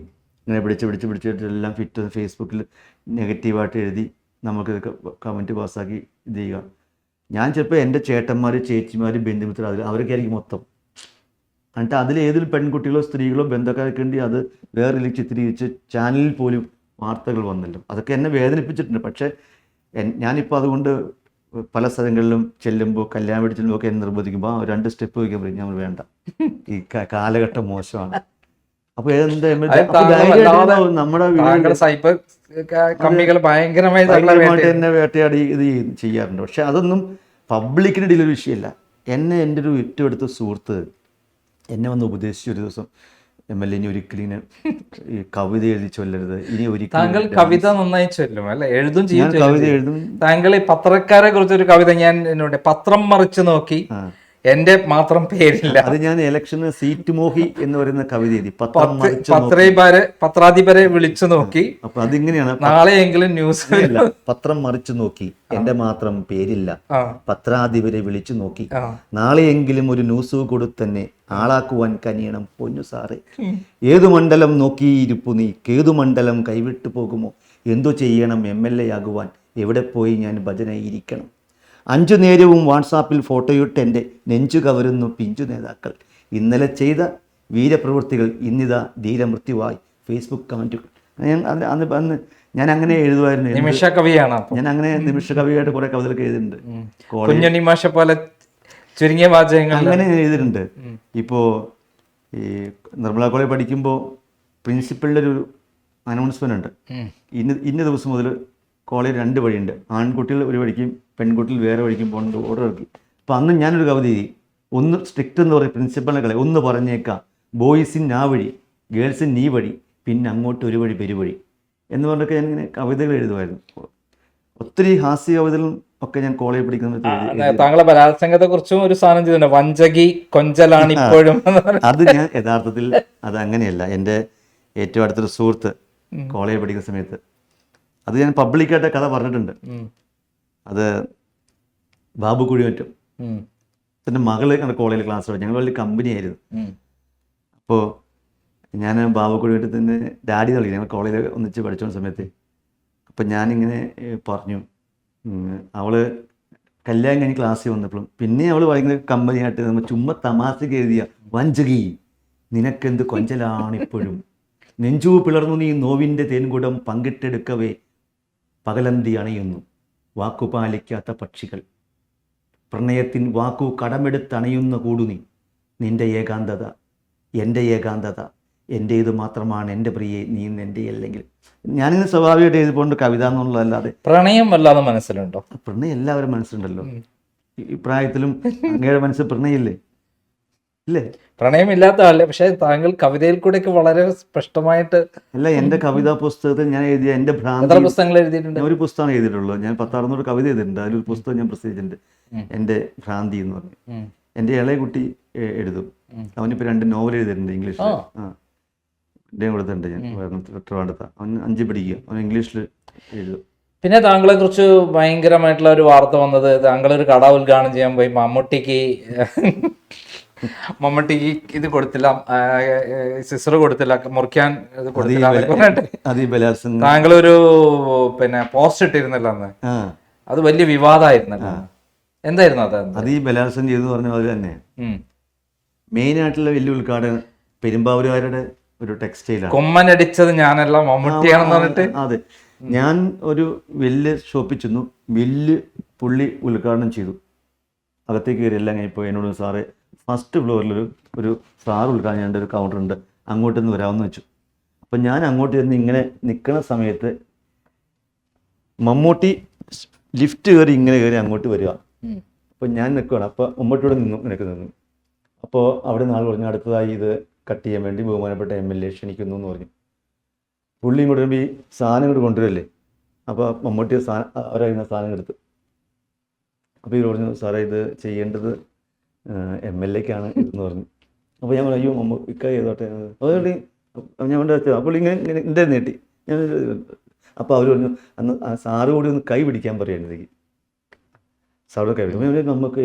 അപ്പോൾ അദ്ദേഹത്തെ പോലെ മഹാനാണെന്ന് എടുക്കുമ്പോൾ തിരിച്ചു മേടിക്കാൻ പാടില്ല. അപ്പോൾ അദ്ദേഹം അത് ചെയ്യിപ്പിച്ചിട്ട് തിരിച്ച് അയാളുടെ കയ്യിൽ നിന്ന് അയാളിങ്ങനെ കത്രിക, ഞാൻ വിനയം കൊണ്ട് പെട്ടെന്ന് കത്രിക വാങ്ങിച്ചു. അത് മമ്മൂട്ടി വരുന്നു, ഉദ്ഘാടനം ചെയ്യാൻ വരുന്നു. അപ്പോൾ MLA വരുന്നു, MLA കത്രിക മേടിക്കാൻ നോക്കുന്നു. എന്നിട്ട് മമ്മൂട്ടി നിന്ന് കത്രിക തിരിച്ചു മേടിക്കാൻ നോക്കുന്നു. അപ്പോൾ മമ്മൂട്ടി ഇത് തിരിച്ചു കൊടുക്കുന്നു. അപ്പോൾ അത് തിരിച്ചു വരുന്നു. എന്നിട്ട് മമ്മൂട്ടി കളിയാക്കാൻ വേണ്ടി കത്രിക മമ്മൂട്ടി എൻ്റെ കയ്യിൽ തന്നു എന്ന് പറഞ്ഞൊരു ന്യൂസ് വന്നു. അവർക്ക് ക്ഷമ പറഞ്ഞു. കൊമ്മനടിച്ചത് മമ്മൂട്ടി അല്ല എന്ന് പറയുന്ന ഒരു വിവാദമായുള്ള ടൈറ്റിലായിരുന്നു താങ്കൾ. ഞാനല്ല, ഫേസ്ബുക്കിൽ. ഞാൻ അങ്ങനെ ഒരിക്കലും ചെയ്തില്ല. എനിക്ക് സാമാന്യത്തിൽ കൂടുതൽ മര്യാദ ഉണ്ടെന്ന് ഞാൻ തന്നെ വിശ്വസിക്കുന്ന ഒരാളാണ് ഞാൻ അങ്ങനെ ഒരാളെ ഞാനൊരു ഏതെങ്കിലും ഒരു സദസ്സിൽ ഞാൻ ലീഡേഴ്സിന് മുന്നിൽ കയറി നിൽക്കില്ല. ഞാൻ നിൽക്കുമ്പോൾ ഇങ്ങനെ ചുറ്റും നോക്കും. എന്നേക്കാൾ അർഹതപ്പെട്ടവരുണ്ടെങ്കിൽ ഞാൻ ബാക്കിലേക്ക് വലിഞ്ഞേ നിൽക്കുള്ളൂ. ഒരു ഫോട്ടോയ്ക്ക് വേണ്ടി നിങ്ങൾ ആരും എന്നെ കാണില്ല. യൂത്ത് കോൺഗ്രസിന് പ്രസിഡന്റ് ആയിരുന്ന സമയത്ത് ഒരു ഫോട്ടോയിൽ മാത്രമേ എൻ്റെ വന്നുള്ളൂ. സമര പോരാട്ടങ്ങൾ, ബാക്കിയെല്ലാം പ്രവർത്തകരായിരുന്നു. കാരണം എനിക്ക് ഷുഗറിൻ്റെ കംപ്ലൈൻറ്റ്, ഷുഗർ തന്നു എനിക്ക് അപ്പോൾ അതുകൊണ്ട് ഞാൻ ഈ സമരം ഇങ്ങനെ നയിച്ച് മുന്നോട്ട് പോകുമ്പോൾ ബാക്കിൽ വന്നവരെല്ലാം ഫ്രണ്ടിലേക്ക് കയറും. അപ്പോൾ ഫ്രണ്ടിലായി മൊത്തം, പിന്നെ ഫ്രണ്ടിൽ നിന്ന് ഫോട്ടോ എടുക്കും. ഒരു ദിവസം ചെന്ന് കയറി ഇപ്പം ഞാൻ ഏറ്റവും ബാക്കിലായിപ്പോയി. അപ്പോഴാണ് ഫ്രണ്ടിൽ നിന്ന് അടി വന്നെ. അപ്പോൾ തിരിഞ്ഞ് എല്ലാവരും ഓടിയപ്പോൾ ഞാൻ ഫ്രണ്ടായി. അപ്പോൾ ബാക്കിൽ നിന്ന് ഫോട്ടോ എടുത്തോളം എൻ്റെ ഫോട്ടോ കിട്ടിയത്. ബാക്കിൽ പോണ ആൾ തിരിഞ്ഞു കൊടുക്കുമ്പോൾ ഏറ്റവും ബാക്കിലേക്ക് നിന്ന് ഫ്രണ്ടായി പോകുമല്ലോ, ഫ്രണ്ടിൽ വന്നവൻ ഏറ്റവും ബാക്കുമായി പോകും. അപ്പോൾ ബാക്കിൽ നിന്ന് ആരും ഫോട്ടോ എടുത്താൽ മാത്രമേ ഈ ഫോട്ടോ നമ്മൾ കിട്ടുകയുള്ളൂ. ഒരു സ്ഥലത്തും എൻ്റെ ലീഡ് എന്നേക്കാൾ പദവിയിൽ കുറഞ്ഞവരാണെങ്കിലും എൻ്റെ സീനിയർ ആളുകൾ നേതാക്കന്മാർ വന്ന് അവരിരുത്തിയിട്ട് ഞാൻ ഇരിക്കുകയുള്ളൂ. അതായത് താങ്കൾ ഒരു ബലാത്സംഗ കേസിലെ പ്രതിയായി, സമൂഹം എന്തൊക്കെ പറഞ്ഞാലും താങ്കളെ ആ ഒരു സമയത്ത് താങ്കൾ ആ കണ്ണോട് കാണുകയും താങ്കൾ ഭയങ്കരമായ വിഷമങ്ങളൊക്കെ അനുഭവിച്ചു. അത് വ്യാജമാണ് എന്ന് കൃത്യമായിട്ട് ലോകം അറിഞ്ഞത് ആ വിധി വന്നപ്പോഴാണ്, നിയമപരമായിട്ട് ഒരു കാര്യം. ഞാനൊക്കെ പബ്ലിഷ് ചെയ്യുന്നുള്ള സത്യം, ഞാൻ കാര്യം കണ്ടുപിടിച്ച് അതിന്റെ യഥാർത്ഥ സത്യങ്ങൾ ആ പെണ്ണ് തട്ടിപ്പുകാരിയാണ് ഞാൻ കാണുന്നുണ്ട്. ക്രൈം ഏറ്റവും ആദ്യം ഇത് കണ്ടുപിടിച്ചു, ഇതിന്റെ സംഭവങ്ങൾ അതിന്റെ തട്ടിപ്പാണെന്നും അവര് നാഗർകോവിൽ ട്രെയിൻ പോയപ്പോൾ അവിടെ ബോധം കെട്ട് വീണൊക്കെ ഫോൾസ് കഥയാണെന്നൊക്കെ തുടങ്ങി ഞാൻ വളരെ ഡീറ്റെയിൽ ആയി തെളിവുകൾ സഹിതം ഞാൻ പുറത്തുകൊണ്ടുവരൊക്കെ ചെയ്തു. പക്ഷേ ഈ അടുത്ത കാലത്ത് രാഹുൽ മാങ്കൂട്ടത്തിനെതിരെ ഇതേപോലുള്ള ആരോപണങ്ങൾ വന്നപ്പോൾ താങ്കൾ എന്തുകൊണ്ടാണ് അതേ അനുഭവമുള്ള താങ്കൾ മുൻകൈ എടുത്ത് അതിനെതിരെ പോരാട്ടത്തിന് ഇറങ്ങാതിരുന്നത്? ഞാൻ രാഹുലുമായിട്ട് സംസാരിച്ചിരുന്നു ഈ കാര്യം. അപ്പോൾ ലീഡർഷിപ്പിലുള്ള ആളുകളുമായിട്ട് ഒന്ന് സംസാരിക്കാൻ പറഞ്ഞു ആദ്യം. പക്ഷെ രാഹുൽ ആ സമയത്ത് പ്രശ്നമുണ്ടായപ്പോഴും ഇറങ്ങി നിന്ന് പ്രതികരിച്ചു. നമ്മൾ ഒരു പക്ഷേ ഞാൻ മനസ്സിലാക്കുന്നത് ശരിയാണോ തെറ്റാണോ എന്ന് എനിക്കറിയില്ല. നമ്മൾ നടന്നു പോകുന്ന വഴിക്ക് ചിലപ്പോൾ ഒരു വലിയൊരു മലയിടിച്ചിലിങ്ങനെ വന്നു എന്ന് വരും. ചിലപ്പോൾ നമ്മുടെ കയ്യിലൊക്കെ വീണ് പരുക്കൊക്കെ പറ്റി നമ്മളിങ്ങനെ വിഷമിച്ച് ഒരു കൊമ്പിൽ പിടിച്ച് നിൽക്കുന്ന സമയം മലയിടിച്ച് പോന്നിട്ടില്ല.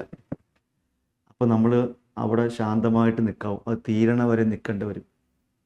പൂർണ്ണമായിട്ട് തീർന്നിട്ട് എല്ലാം കഴിഞ്ഞ് സേഫാണെങ്കിൽ മാത്രമേ നമ്മൾ തെറ്റുകാരനാണെങ്കിലും അല്ലെങ്കിലും അവിടെ നിന്ന് പുറത്തിറങ്ങാവൂ. അതിനു മുമ്പ് വീണ്ടും നമ്മൾ ഇറങ്ങിക്കഴിഞ്ഞാൽ വീണ്ടും ഒരു പരിക്കൂടെ നമുക്ക് അതിനു മുമ്പേ ഇത് തീരാതെ ഇറങ്ങിക്കഴിഞ്ഞാൽ വീണ്ടും പരിക്ക് പറ്റാൻ സാധ്യത ഉണ്ടാവും. അത്തരം പരിക്കുകളിൽ ഒന്നുകൂടി ജാഗ്രത പുലർത്തിയിരുന്നെങ്കിൽ ചിലപ്പോൾ രാഹുലിന് രണ്ടാമത്തതും ഒക്കെ ആയ കേസുകൾ ഉണ്ടാവില്ല എന്നാണ് എനിക്ക് തോന്നിയിട്ടുള്ളത്. 3 കേസുകളിലും അദ്ദേഹത്തിന് കോടതിയിൽ നിന്നുള്ള ഉത്തരവിൽ പറഞ്ഞിട്ടുള്ളത് ഈ കേസ് നിലനിൽക്കുകയില്ല. സുപ്രീം കോടതി ജസ്റ്റിസ് നാഗരത്നയുടെ വിധി പ്രകാരം അതിൽ പറയുന്ന വസ്തുതകൾ വെച്ചിട്ട് ഒരിക്കലും കേസ് നിലനിൽക്കുകയില്ല. മാത്രമല്ല ഈ ആദ്യത്തെ പരാതിക്കാരി ഒരു പരാതി കൊടുത്തിട്ടില്ല. മാത്രമല്ല അന്ന് സംഭവം നടന്നു എന്ന് പറയുന്ന സമയത്ത് പരാതി കൊടുത്തില്ല. പിന്നീട് മുഖ്യമന്ത്രിക്കാണ് ആദ്യം പരാതി കൊടുക്കുന്നത്. അതിനെ കുറിച്ചിട്ട് എന്താണ് പറയാൻ? അല്ല, അത് രാഹുലിൻ്റെ കേസുകളിൽ നമുക്ക് കോടതി അറിഞ്ഞതനുസരിച്ച് കേസുകളൊന്നും നിലനിൽക്കുന്നില്ല എന്നാണ് കോടതിയിൽ നമുക്ക് മനസ്സിലാക്കാൻ കഴിയുന്നത്. ഈ ജാമ്യ വിധികൾ തന്നെ ഇത്തരം കേസുകൾ എപ്പോഴും ഉണ്ടാകുമ്പോൾ നമ്മളെ കുറ്റവിമുക്തനാക്കുമോ എന്നുള്ളതല്ല ഒരു പ്രശ്നം. നമുക്കുണ്ടാകുന്ന അപമാനം, നമുക്കുണ്ടാകുന്ന കുടുംബത്തിൻ്റെ ഭാരം, ഇത്തരമാണ് ഈ കേരളത്തിൽ മലയാളികൾക്ക് ഉണ്ടാകുന്ന ഏറ്റവും വലിയ മാനനഷ്ടം എന്ന് പറയും. പിന്നെ നമ്മൾ വിജയിച്ചു, കൃത്യം കിട്ടി എന്ന് പറഞ്ഞിട്ട് കാര്യമില്ല. ആ സമയത്ത് ഉണ്ടാകുന്ന പ്രശ്നമുണ്ട്. അതിനെ അതിജീവിക്കുക എന്നുള്ളതാണ്. രാഹുൽ അതിനെ അതിജീവിക്കണം. അല്ല, അതുവരെയും ഈ പ്രശ്നങ്ങൾ ഉണ്ടായിക്കൊണ്ടേയിരിക്കും. അത് ലീഡർഷിപ്പിനെയും ബോധ്യപ്പെടുത്തണം. എല്ലാവരെയും ബോധ്യപ്പെടുത്തി അതിജീവിച്ച് വരിക എന്നുള്ളതാണ് അവൻ്റെ ഉത്തരവാദിത്വം. ചെറിയ പ്രായമല്ലേ, 36 വയസ്സോട് കല്യാണം കഴിഞ്ഞിട്ടില്ല. ചെറിയ പ്രായമല്ലേ. ആക്സിഡൻറ്റുകൾ എപ്പോഴും സംഭവിക്കും. ഞാൻ പോകുന്ന വഴിക്ക് വണ്ടി ഇടിച്ച് തളർന്നു കിടന്നാലും അത്ര എനിക്ക് സംഭവിച്ചിട്ടില്ല. ഒരു ആൾ ആരോപണം ഉന്നയിച്ചു, കേസ് പ്രതിയായി, അതിൻ്റെ ക്ഷീണം എനിക്കുണ്ടായി. ആ ക്ഷീണത്തെ കവർ ചെയ്യാൻ വേണ്ടി ഞാൻ ഇന്നലകൾ എത്രമാത്രം അധ്വാനിച്ചു അതിൻ്റെ 10 മടങ്ങ് ഞാൻ അധ്വാനിക്കേണ്ടി വരും. 10 ലക്ഷം രൂപ എൻ്റെ കയ്യിലുണ്ട്. രാത്രി അത് കൊള്ള ചെയ്യപ്പെട്ടു പോയി. എൻ്റെ ഒറ്റ രൂപയില്ല. എനിക്ക് വേണേൽ ഒരു പാനിൽ കെട്ടിത്തൂങ്ങി മരിക്കാം. എൻ്റെ പണം പോയല്ലോ എന്ന് ഓർക്കാം. എനിക്ക് പൊട്ടിക്കരഞ്ഞ് ജനങ്ങളുടെ മുഖത്ത് നോക്കാതെ വീട്ടിൽ നിന്ന് പുറത്തിറങ്ങാതിരിക്കാം. എനിക്ക് നാട് വിട്ടുപോകാം. എന്ത് വേണേലും ചെയ്യാം. പക്ഷേ അവിടെയല്ല. ഞാൻ ആ 10 ലക്ഷം രൂപ ഉണ്ടാക്കുന്നത് 10 വർഷം കൊണ്ടാണെങ്കിൽ അടുത്ത 10 മാസം കൊണ്ട് ആ 10 ലക്ഷം ഉണ്ടാക്കാനുള്ള പദ്ധതി ഞാൻ ആവിഷ്കരിച്ച് അതിനുവേണ്ടി ഞാൻ കഠിനാധ്വാനം ചെയ്യണം. എൻ്റെ കഴിഞ്ഞ വർഷത്തെ രാഷ്ട്രീയ ഭാവിയിൽ നിന്ന് എൻ്റെ കരിയറിൽ ഇതേൽപ്പിച്ച ക്ഷീണം വലുതാണ്, ചെറുതല്ല. ആ ക്ഷീണം എനിക്ക് 10,000 വോട്ടുകൾ നഷ്ടപ്പെട്ടു പോയപ്പോൾ ആ 10,000 വോട്ട് തിരിച്ചെടുത്ത് അത് 25,000 വോട്ടാക്കി മാറ്റാൻ ഞാൻ ജനങ്ങളുടെ അടുത്തേക്ക് ചെല്ലുക ചെയ്തത്. 14,000 വീട് കയറി. താങ്കൾ ഇങ്ങനെ കയറുമ്പോൾ എന്തെങ്കിലും അവരുടെ ഭാഗത്ത് നെഗറ്റീവായിട്ടുള്ള ഒന്നും പറയാനില്ല. സ്നേഹത്തോടെ ചിരിച്ചുകൊണ്ട് വീടിൻ്റെ അകത്തേക്ക് കയറി ചാവിടിച്ചിട്ട് പോകാൻ, ഭക്ഷണം കഴിക്കും, പേരയ്ക്ക് പറിച്ചു തരും. പോകുന്ന വഴിക്ക് എങ്ങനെയാ ഞങ്ങളെല്ലാവരും കൂടെ വീണല്ലോ, ഒരു വീട്ടിൽ പേരയ്ക്ക് പറിക്കും, ചാമ്പങ്ങ പറിക്കും, അവിടെ നിന്ന് വെള്ളം കിട്ടും. താങ്കൾ എവിടെ ചെന്നാലും കർഷകൻ ആ ചടങ്ങാണെങ്കിലും മറ്റെവിടെ താങ്കൾ കുട്ടികളെ മാതിരി മുകളിൽ സ്റ്റേജിലിരിക്കും, കുട്ടികൾ താഴേക്ക് ഇറങ്ങി ചെല്ലും, എല്ലാവരുടെ അടുത്തും ചെല്ലും. ഒരു അഹങ്കാരമൊന്നും ഞാൻ എവിടെയും കാണുന്നില്ല. സാധാരണ നേതാക്കന്മാരായി കാണുന്ന ഒരു അഹങ്കാരം കാണിക്കല്ലോ, അങ്ങനെയല്ല. എല്ലാവരുടെ അടുത്തും കൈയിട്ട് തോളത്ത് കൈയിട്ട് ഓടി നടന്ന് എന്താണ് ഈ കുട്ടിത്തത്തിന്റെ? അവർക്ക് അഹങ്കരിക്കാൻ ഒരുപാട്, എനിക്ക് അഹങ്കരിക്കാൻ ഒന്നുമില്ലാത്തവൻ എങ്ങനെ അഹങ്കരിക്കും? ഞാൻ അങ്ങനെ, ഞാൻ MLA ആവുന്നല്ല, ജീവിതത്തിൽ പഞ്ചായത്ത് മെമ്പർ ആവണമെന്ന് ഞാൻ ആഗ്രഹിച്ചത്. ആ ദൈവം MLA ആക്കി, പ്രസിഡന്റ് ആക്കി, എൻ്റെ ജീവിതത്തിൽ എന്നെ കൈപിടിച്ച് നടത്തി. ആരൊക്കെയോ പറയുന്നുണ്ട് താങ്കൾ വിജയിന്റെ മാതിരി മുഖച്ഛായുള്ള ഒരാളാണ്, നടൻ വിജയന്റെ മാതിരി മുഖച്ഛായും നല്ല കാര്യം, ആ സൗന്ദര്യവും ഒക്കെ ഉള്ള ആളാണ്. വിജയ് ഇത് കേൾക്കണ്ട, ഓടിച്ചിട്ട് തല്ലും. നമ്മൾ നല്ല മനുഷ്യരായി ജീവിക്കുക എന്നുള്ളത്. മുഖത്തിന് എന്ത് പ്രാധാന്യം, മനസ്സിനല്ല പ്രാധാന്യം. ഇനി നമ്മുടെ ഇലക്ഷനിലേക്ക് കടന്നു കഴിഞ്ഞാൽ എന്തായിരിക്കും പെരുമ്പാവൂരിലെ വിജയം എങ്ങനെയായിരിക്കും ഉണ്ടാവുക? 2020 പ്രശ്നം ഉണ്ടാകുമോ? ഇപ്പോൾ 2020 അവരൊരു കോർപ്പറേറ്റ് പ്രസ്ഥാനമാണ്. BJP ഒരു വർഗീയ പ്രസ്ഥാനമാണ്. കോർപ്പറേറ്റും വർഗീയതയും തമ്മിൽ യോജിക്കാൻ എളുപ്പമാണ്. വർഗീയതയും കോൺഗ്രസും തമ്മിൽ യോജിക്കില്ല, വർഗീയതയിലും CPM തമ്മിൽ ഒരു പരിധിവരെ യോജിക്കത്തില്ല. കോർപ്പറേറ്റുകൾക്കും ഒരിക്കലും കോൺഗ്രസ്സായിട്ട് യോജിക്കാൻ പറ്റില്ല. കോർപ്പറേറ്റ് പിന്നെ യോജിക്കാൻ പറ്റും, ഇടതുപക്ഷമായിട്ട് യോജിക്കാൻ പറ്റും, ഇപ്പോഴത്തെ കമ്മ്യൂണിസ്റ്റായിട്ട് യോജിക്കാൻ പറ്റും. പെരുമ്പാവൂരുള്ള മതേതരവാദികളാണ്. പെരുമ്പാവൂർ വളരെ മതേതരത്വമുള്ളൊരു സ്ഥലമാണ് പെരുമ്പാവൂർ. അവർക്ക് അവിടെയുള്ള 2020-ൽപ്പെട്ട ഭൂരിപക്ഷം കോൺഗ്രസിലേക്ക് മടങ്ങി വന്നു. അവർക്ക് ഒരിക്കലും BJP വോട്ട് ചെയ്യാൻ പറ്റില്ല. അപ്പോൾ 2020 മത്സരിക്കും, കാൻഡിഡേറ്റ് വരും. അവിടെ എത്ര കൊലവും വന്നാലും അവർക്കൊരു 15,000 BJP കിട്ടുന്ന വോട്ട് ചെയ്യും. വർഗീയ ധ്രുവീകരണം ആഗ്രഹിക്കുന്ന ആളുകൾ മാത്രമേ വോട്ട് ചെയ്യൂ അവർക്ക്. താങ്കൾ എത്ര വോട്ട്, താങ്കളാണ് സ്ഥാനാർത്ഥി, എത്ര വോട്ടിന് ജയിക്കാൻ സാധിക്കും? ഞാൻ 17,000 വോട്ടിന് ചെയ്യും. 17,000. അപ്പം ഒന്ന് നോട്ട് ചെയ്ത് വെക്കാം. നോട്ട് ചെയ്ത് വെച്ചു. 17,000 വോട്ട്. പെരുമ്പാവൂരിന്റെ അങ്ങനെയാണ്. എറണാകുളം ജില്ല ഇത്തവണത്തെ തദ്ദേശ സ്വയംഭരണ തെരഞ്ഞെടുപ്പിലും അതേപോലെ കഴിഞ്ഞ തവണത്തെ ലോക്സഭാ ഇലക്ഷനിലും 14 സീറ്റിൽ 14 സ്ഥലത്തും UDF ആണ് മുന്നേറിയിട്ടുള്ളത്. ഭയങ്കര ഭൂരിപക്ഷമായിരുന്നു. ഇത്തവണ തൃപ്പൂണിത്തുറ മാത്രമാണ് കുറഞ്ഞ വോട്ട്, അടുത്ത വോട്ടുണ്ട്. ബാക്കിയെല്ലാം 10,000-ലോ 15,000-ലോ മേലുള്ള വോട്ടുകളാണ് എന്നാണ് ഞാൻ മനസ്സിലാക്കിയിട്ടുള്ളത്. ഇത്തവണ എന്തായിരിക്കും നിയമസഭാ തെരഞ്ഞെടുപ്പ് എറണാകുളത്തിൻ്റെ പ്രത്യേകത? അപ്പോൾ ഞങ്ങൾ പൊളിറ്റിക്കൽ പറയുന്നത് 14 കിട്ടാനുള്ള സാധ്യത. തൃപ്പൂണിത്തുറ പോലും നമ്മൾ ഏറ്റവും ചുരുങ്ങിയത് 2,000 വോട്ട് പോലും ജയിക്കാവുന്ന സാധ്യതയുണ്ട്. പൊളിറ്റിക്കലായിട്ട് നോക്കി തന്നെ സാധ്യതയുണ്ട്. ഇത്തവണ കഴിഞ്ഞ 10 വർഷത്തെ ഭരണം ജനം മടുത്തു. ഇത് റിയാലിറ്റി ജനം മടുത്തു. ഒരു ചേഞ്ചസ് വേണമെന്ന് എല്ലാവരും ആഗ്രഹിക്കുക. മാർക്സിസ്റ്റുകാരും ആഗ്രഹിക്കുന്നത് അങ്ങനെയാണ്, ഇത് ചേഞ്ച് വേണം. ഇനി 3ാം പിണറായി വിജയൻ ഗവൺമെൻറ് എന്ന് പറഞ്ഞാൽ എന്ത്, നമുക്ക് എങ്ങനെ മുന്നോട്ട് പോകാൻ പറ്റും? ഒരു വസ്തു കച്ചവടമുണ്ടോ? വ്യവസായങ്ങൾ ഉണർവുണ്ടോ? കടകളിൽ കച്ചവടമുണ്ടോ? ഹോട്ടലുകളിൽ ബിസിനസ് ഉണ്ടോ? സാമ്പത്തിക ഭാരമുള്ള ആളുകൾ മാത്രം ആത്മഹത്യാ ഭീഷണിയിലാണ്. മരുന്നുകൾക്കെല്ലാം കുത്തനെ വിലയാണ്. സർക്കാർ ആശുപത്രി പോകാൻ പേടിയാണ് ആളുകൾക്ക്. അവിടെ ഒന്നും ഏത് ആശുപത്രി പോലും, സർക്കാർ ആശുപത്രി പോലും സ്കാൻ ചെയ്യണമെങ്കിൽ കാശ് വേണം. ഭയങ്കര ബുദ്ധിമുട്ട്. ജനം ദുരിതത്തിലാണ് ജനങ്ങൾ. ഈ ഒരു സാഹചര്യം നിലനിൽക്കുകയാണ് അവിടെ. ഇതൊരു ചേഞ്ചാണ്. ചെറുപ്പക്കാരെല്ലാം മടുത്ത് രാജ്യം വിടുക, അല്ലാത്ത വീടിനുള്ളിൽ അടച്ചു കൂട്ടിയിരിക്കുക. MDMA, കഞ്ചാവ്, ഇതിൻ്റെ അടിമപ്പെട്ടുകൊണ്ടിരിക്കുന്നു. എവിടെയും ഇത് സുലഭമാണ്. ഒന്നും ബെല്ല് വെച്ചാൽ സാധനം കിട്ടും. ആ രീതിയിലേക്കായി. അപ്പോൾ ഇവിടെ ഒരു അരാഷ്ട്രീയവാദവും ഒരു സന്തോഷമില്ലാത്തൊരവസ്ഥയും നാട്ടിലെല്ലായിടത്തും ഉണ്ട്. ഈ PR-ൽ കാണുന്ന മാത്രമേ ഉള്ളൂ. KSRTC ബസ്സിൻ്റെ പുറത്ത് കുറേ പരസ്യം വെച്ചിട്ടുണ്ട്, റോഡിലുണ്ട്. ഇത് മാത്രമല്ല, വേറെ ഒന്നുമില്ല. ഉള്ള പണം എല്ലാം ഒരു കട്ടുകൊണ്ടുപോയി. ശബരിമലയിൽ സ്വർണം കൊണ്ടുപോയി, ആളുകളുടെ വസ്തു കൊണ്ടുപോയി, എല്ലാം കൊണ്ടുപോയി. ഇനി ഇട്ട ഡ്രസ്സ് മാത്രമേ അവിടെ, നമ്മുടെ ഈ ഡ്രസ്സ് മാത്രമേ, ഇട്ടിരിക്കുന്ന ഡ്രസ്സ് മാത്രമേ അവർക്ക് അടിച്ചെടുക്കാനുള്ളൂ. ബാക്കി എല്ലാം കൊണ്ടുപോകണം. അപ്പോൾ നമുക്ക് ഈ ഒരു കാലഘട്ടത്തിൽ ഒരു ചേഞ്ചസ് വേണം. 10 വർഷങ്ങൾക്ക് ശേഷം കോൺഗ്രസ് തിരിച്ചു വേണം, UDF തിരിച്ചു വേണം. വലിയ മുന്നേറ്റമായിരിക്കും ഉണ്ടാകാൻ പോവുക. ഞങ്ങളതിനുള്ള വലിയ കഠിനാധ്വാനം ചെയ്യുന്നുണ്ട്. UDF വന്നില്ലെങ്കിൽ കേരളത്തിൻ്റെ ഗതി അധോഗതിയാണ്. എറണാകുളത്തെ 14 സീറ്റിൽ എത്ര സീറ്റ് കിട്ടും? 14 കിട്ടും. 14 ഉറപ്പാണ്. 4 സീറ്റും കിട്ടും. അപ്പം കേരളത്തിലെ ഏറ്റവും അധികം ഉരുക്കുകോട്ടയിൽ എറണാകുളം ജില്ലയുണ്ടാവും. തീർച്ചയായിട്ടും. കേരളത്തിൽ മൊത്തത്തിൽ എത്ര സീറ്റ് കിട്ടാൻ സാധ്യതയുണ്ട്? ഞങ്ങളുടെ കണക്കൂട്ടിൽ 100+ ആണ്. 100ലധികം സീറ്റുകൾ കിട്ടിയിട്ടാണ്. കാരണം ഇപ്പോൾ പ്രതിപക്ഷ നേതാവിൻ്റെ പുതുയുഗ യാത്ര പോകുന്നുണ്ട്. ഭയങ്കര ആവേശം.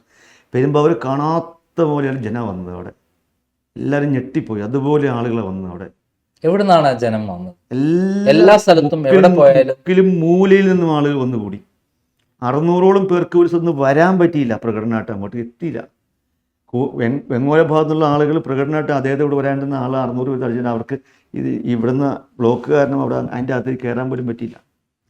വി ഡി സതീശൻ ഈ യാത്രയിലൂടെ ഓരോ ദിവസവും കൂടുന്നവരും ഭയങ്കര പിന്തുണയുള്ള ആളായി മാറിക്കൊണ്ടിരിക്കുക. ആക്ച്വലി എന്താണ് നടന്നുകൊണ്ടിരുന്നത്? സതീശൻ പറയുന്ന വാക്കുകൾ ആളുകൾ വിശ്വാസത്തിലെടുക്കുന്നുണ്ട്. പിന്നെ എല്ലാത്തിനും ഐഡിയപരമായി കാര്യങ്ങൾ പറയുന്നുണ്ട്. ഭാവി കേരളം എങ്ങനെയാകണം എന്നതിനെപ്പറ്റി ഒരു കാഴ്ചപ്പാട് പറയുക. മുഖ്യമന്ത്രി പിണറായി വിജയനെ കാഴ്ചപ്പാടില്ല, ആർക്കുമില്ല, ഒരു മനുഷ്യനെ കാഴ്ചപ്പാടില്ല. ഇപ്പോൾ തനിക്ക് പറ്റിയ ഗുരുതരമായ ആരോപണം ഉണ്ടാകുമ്പോൾ തന്നെ അതൊന്ന് സ്വസ്ഥമായി കേൾക്കാനും മനസ്സിലാക്കാനും പ്രതികരിക്കാനും മന്ത്രി വീണ ജോർജ് പോലും കഴിയുന്നില്ല. മന്ത്രിമാരുടെയൊക്കെ ശരീരഭാഷ കണ്ട് ജനത്തെ വെല്ലുവിളിക്കുകയാണ്. ഇന്ന് ഒരു മന്ത്രി വീണ ജോർജ് KSCക്കാർ കാര്യങ്ങളോട് ഇങ്ങോട്ട് വാടാന്ന് വെല്ലുവിളിക്കുക പിള്ളേരെ. എന്താ മന്ത്രി വേണ്ടത്? അത് 2 കുട്ടികൾ വന്നു, പാവപ്പെട്ട കുട്ടികൾ, സാരമില്ല, അവരെ ഞാൻ നോക്കാം, നമ്മുടെ മക്കളുടെ പ്രായമല്ലേ ഉള്ളൂ എന്ന് പറഞ്ഞാൽ പോരെ. ഇനി വാടാ ഇങ്ങോട്ട് നീ വീണ്ടും എന്ന് പറയുന്ന അഹങ്കാരമാണ്. പോലീസ് കൊണ്ടുകണ്ട് തന്നെ ഉപദ്രവിച്ചു എന്ന് പറഞ്ഞ് ക്രൈം തന്നെ പുറത്തുവിട്ടില്ലെന്ന് ആദ്യമായിട്ട്. ഞങ്ങളാണ് ആദ്യം പുറത്തുവിട്ടില്ല. മന്ത്രി ആരെങ്കിലും ഉപദ്രവിച്ചില്ല. നുണ പറയുന്ന ആളുകൾ. ഇത് ഇവർ പറഞ്ഞത് മന്ത്രി പറഞ്ഞ നുണയാണ്. തന്നെ കയ്യേറ്റം ചെയ്തു എന്നൊരു മന്ത്രി പറയുക. കയ്യേറ്റം ആ ദൃശ്യത്തിൽ എവിടെയെങ്കിലും മന്ത്രിയുടെ അടുത്തേക്ക് KSCക്കാർ എത്തിയതേ കാണിക്കാമോ? ഇല്ല. ക്രൈം പുറത്തുവിട്ടിട്ടുള്ള വീഡിയോയിലും മന്ത്രി വന്നത് മുതൽ പോകുന്നവരെയുള്ളതാണ്. പ്രകടനമായിട്ട് വന്നപ്പോൾ തന്നെ ഇവർ 4-5 പേരെ പോലീസ് അപ്പം തന്നെ പിടിച്ചു. മന്ത്രി അവിടെ നിന്ന് ഇങ്ങോട്ട് വന്ന് തള്ളിക്കൊരു ഇങ്ങോട്ട് വിടുന്ന പറഞ്ഞ് മന്ത്രി മേത്തേക്ക് കയറ്റാൻ വേണ്ടിയിട്ട്, പ്രശ്നം ഉണ്ടാക്കാൻ വേണ്ടിയിട്ട് ഒരു കരുതി കൂട്ടി ടെസ്റ്റ് ഉണ്ടാക്കാനുള്ള കളി മന്ത്രി അത് ചീറ്റിപ്പോയി. അതിൽ സ്പീക്കർ ഷംസീറിന്റെ കാണുന്നില്ല. സ്പീക്കർ ഈ രംഗം കാണുന്നില്ല. സ്പീക്കർ കാണുന്നത് സ്പീക്കർ എന്ന് പറഞ്ഞ ആളല്ലോ. അല്ല, ഇവര് വന്ന് കഴുത്തിന് വേദന പറയാൻ മാത്രമാണ് ചെയ്തത്. നടന്നു പോകുമ്പോൾ എനിക്ക് വേദനിക്കുന്നു എന്നാ പറഞ്ഞത്. അത് ശരിയാണ്. പക്ഷെ സ്പീക്കർ പറയാ അല്ല പരിക്ക് എന്ന് പറഞ്ഞ് എന്താ കാര്യം എന്നറിയാമോ? സ്പീക്കർ ട്രെയിൻ കയറാൻ വേണ്ടി നിൽക്കുന്നു, മന്ത്രി അവിടെ നിന്ന് വരുന്നു. പുറത്ത് വെച്ചാണ് അവിടെ എൻട്രൻസ് പ്രവേശിക്കുവാണ് ഈ വിഷയം ഉണ്ടാണ്. അതിനുശേഷമാണ് ഈ മന്ത്രി സ്പീക്കർ എടുത്തേക്ക് വന്ന്. അപ്പോൾ സ്പീക്കർ ഉണ്ടെന്ന് അറിയുന്നില്ല. ഈ മന്ത്രി പറയുന്ന നുണ മാത്രമേ അവിടെ എനിക്ക് ഏറ്റവും വരക്ക് വേണ്ടത്. അപ്പോൾ ഈ സ്പീക്കർ വിചാരിച്ച KSCക്കാർ വന്ന് ഇവരിടിച്ചാ സ്പീക്കർ കരുതി. അതിന് ടൈം കിട്ടിയില്ല. സ്പീക്കർ വീഡിയോ കണ്ടിട്ടില്ലോ, പിന്നീടല്ലേ മനസ്സിലായി. ഇപ്പോൾ സ്പീക്കറോട് ചോദിച്ചേ, സ്പീക്കർ പറയും. സ്പീക്കർമാർക്ക് നുണ പറയാൻ പറ്റില്ലോ, രാഷ്ട്രീയമൊന്നുമില്ലോ. നമ്മുടെ ഈ ഭരണത്തില് ഇപ്പം ഭരണവിരുദ്ധ വികാരം ആഞ്ഞടിക്കുകയാണ് എന്നുള്ള റിപ്പോർട്ടുകൾ വന്നുകൊണ്ടിരിക്കുകയാണ്. ഇപ്പൊ ലാസ്റ്റ് ഇന്റലിജൻസ് റിപ്പോർട്ട് 61% ആളുകൾ ഗവൺമെന്റിനെതിരെ നിന്ന് വന്നു. ആദ്യം 52% NDTVന്റെ വന്നു, 58% CTVന്റെ വന്നു. കേന്ദ്ര ഇന്റലിജൻസിന്റെ ഇപ്പൊ 61% ജനങ്ങൾ എതിരാണെന്നുള്ളതാണ് വന്നിരിക്കുന്നത്. ഈ 61% പറഞ്ഞാൽ ഈ 140 മണ്ഡലങ്ങളിലും ഭരണം ഒറ്റ സ്ഥലത്തും ജയിക്കില്ല എന്നല്ലേ അതിൻ്റെ അർത്ഥം? LDFന് വളരെ പരിതാപകരമായ അവസ്ഥയായിരിക്കും ഈ ഇലക്ഷൻ കഴിയുമ്പോൾ. ഇപ്പം ഞാൻ പ്രതീക്ഷിക്കുന്ന 100 എന്ന് പറയുമ്പോൾ 120 വരെ സാധ്യത കാണുന്നത്. ദയനീയ BJP സീറ്റ് നേടുന്നു. BJP സാധ്യതയില്ല, ഒരു സാധ്യതയില്ല. ഒരു സീറ്റും കിട്ടില്ല. തിരുവനന്തപുരത്ത് അവർ 4 സീറ്റ് ഉറപ്പിച്ചു. ഇല്ല, അത് അങ്ങനെ ചെയ്യണമെങ്കിൽ CPM വോട്ട് ചെയ്യണം. അവർക്ക് CPM വോട്ട് ചെയ്യാതെ ഒരു BJPക്കാരും ജയിക്കില്ല. ഈ പിണറായി വിജയനെ എന്തുകൊണ്ടാണ് ഈ സ്വർണ്ണക്കള്ളക്കടത്ത്, നയതന്ത്ര ബാഗേജ് സ്വർണ്ണക്കള്ളക്കടത്ത്, ഡോളർ കടത്ത്, അതേപോലെ ലാവലിംഗ് കേസ്, എൻ്റെ ഞാൻ ഫൈറ്റ് ചെയ്തുണ്ടാക്കി കൊണ്ടുവന്ന കേസാണ് ലാവലിംഗ് കേസ്. അങ്ങനെ പ്രതിയാക്കുന്നത് ഞാനാണല്ലോ ജീവിതത്തിൽ ആദ്യമായിട്ട്. അത് 90 തവണയെ സുപ്രീം കോടതി മാറ്റി വെക്കുന്നു. സോളിസിറ്റർ ജനറൽ വന്ന് പറയുന്നത് ഞങ്ങൾക്ക് സമയമില്ല, മാറ്റി വെക്കാൻ വേണ്ടി പറഞ്ഞു. മാറ്റി വെച്ചുകൊണ്ടിരിക്കുക 9 കൊല്ലമായിട്ട്. അതേപോലെയുള്ള ആണ് നമ്മുടെ കരിമണൽ കർത്തയുമായിട്ടുള്ള മകൾ പ്രതിയായിട്ടുള്ളത്. ഇതിലൊന്നും തന്നെ അദ്ദേഹത്തെ ഒന്നും തൊടുന്നില്ല. എന്തുകൊണ്ടാണ്? അവർ തമ്മിലുള്ള അന്തർധാര. ഇപ്പോൾ പിണറായി വിജയൻ പ്രധാനമന്ത്രിയായിട്ടുള്ള അടുത്ത ബന്ധം. സ്വന്തം സഹോദരനാണെന്നല്ലേ പറയണത്. അപ്പോൾ അവർ തമ്മിൽ അടുത്ത ബന്ധമുണ്ട്. ഈ ബന്ധമാണ് ഈ BJP ഇവിടെ വളർത്തുന്നത്. ഈ ബന്ധമാണ് പിണറായിയെ സംരക്ഷിക്കുന്നത്. സ്പഷ്ടമായ കാര്യമല്ലേ? കോൺഗ്രസ് മുക്ത ഭാരതം എന്ന് പറഞ്ഞിട്ടാണ് കേരളത്തിൽ പിണറായിനെ സപ്പോർട്ട് ചെയ്തു എന്നാണ് പറയുന്നത്. ഇപ്പോൾ ഈ ഭരണത്തിൽ കോൺഗ്രസ് മുക്ത ഭാരതമാവോ അല്ല CPM മുക്ത കേരളമാവോ? 2016 ഇലക്ഷന് ശേഷം 2021 പിണറായി വിജയൻ ജയിക്കുന്നത് BJPയുടെ വോട്ടുകൾ കിട്ടിയിട്ടാണ്. പല സീറ്റുകളിലും BJPയുടെ വോട്ടുകൾ കുറഞ്ഞു. ആ വോട്ടുകൾ നേരെ പോയത് CPMലേക്കാണ്. 2-3 അജണ്ട ഉണ്ടായിരുന്നു അന്ന്. അതായത് രാഹുൽ ഗാന്ധിയും പ്രിയങ്ക ഗാന്ധിയും വന്ന് പര്യടനം നടത്തിയ മണ്ഡലങ്ങൾ അവരെടുത്തു. അവിടെ എല്ലാം ഭയങ്കര ജനം കൂടി. ആ മണ്ഡലങ്ങളെല്ലാം കഴിഞ്ഞ തവണ എത്ര വോട്ടാണ് ജയിച്ചത്, എത്ര തോറ്റതെന്ന് അവർ നോക്കിയിട്ട് വരുന്നുണ്ട്. അത്രയും വോട്ട് ഈ BJP നേരെ CPMന് ചെയ്തു കൊടുത്തു. അങ്ങനെ ആ പ്രദേശങ്ങളിലൊക്കെ കോൺഗ്രസിനെ തോൽപ്പിക്കുക എന്നുള്ളത് ഈ കോൺഗ്രസ് വിരുദ്ധ ഭാരതം, അതാണ് കോൺഗ്രസ് വിരുദ്ധ കേരളം ഇവർ പറയുന്നത്. രണ്ടും ഒന്നാണ്, രണ്ടും ഒറ്റ മുദ്രാക്കിയത്. അപ്പോൾ അതുകൊണ്ട് കോൺഗ്രസ് അധികാരത്തിൽ വരാനേക്കാൾ BJP ആഗ്രഹിക്കുന്നത് LDF അധികാരത്തിൽ വരുന്നതാണ്. അതാണ് അവരതിനുള്ള നീക്കുപോക്കുകൾ തുടങ്ങിക്കഴിഞ്ഞു. പക്ഷേ ഈ തവണ ജനം ഒരു രക്ഷയില്ല. എന്തൊക്കെ ഘടകങ്ങളാണ് കേരളത്തിലെ ഇപ്പം ശബരിമല സ്വർണ്ണക്കള്ള അത് എത്രമാത്രം എഫക്റ്റ് ചെയ്യും? നല്ലൊരു ശതമാനം.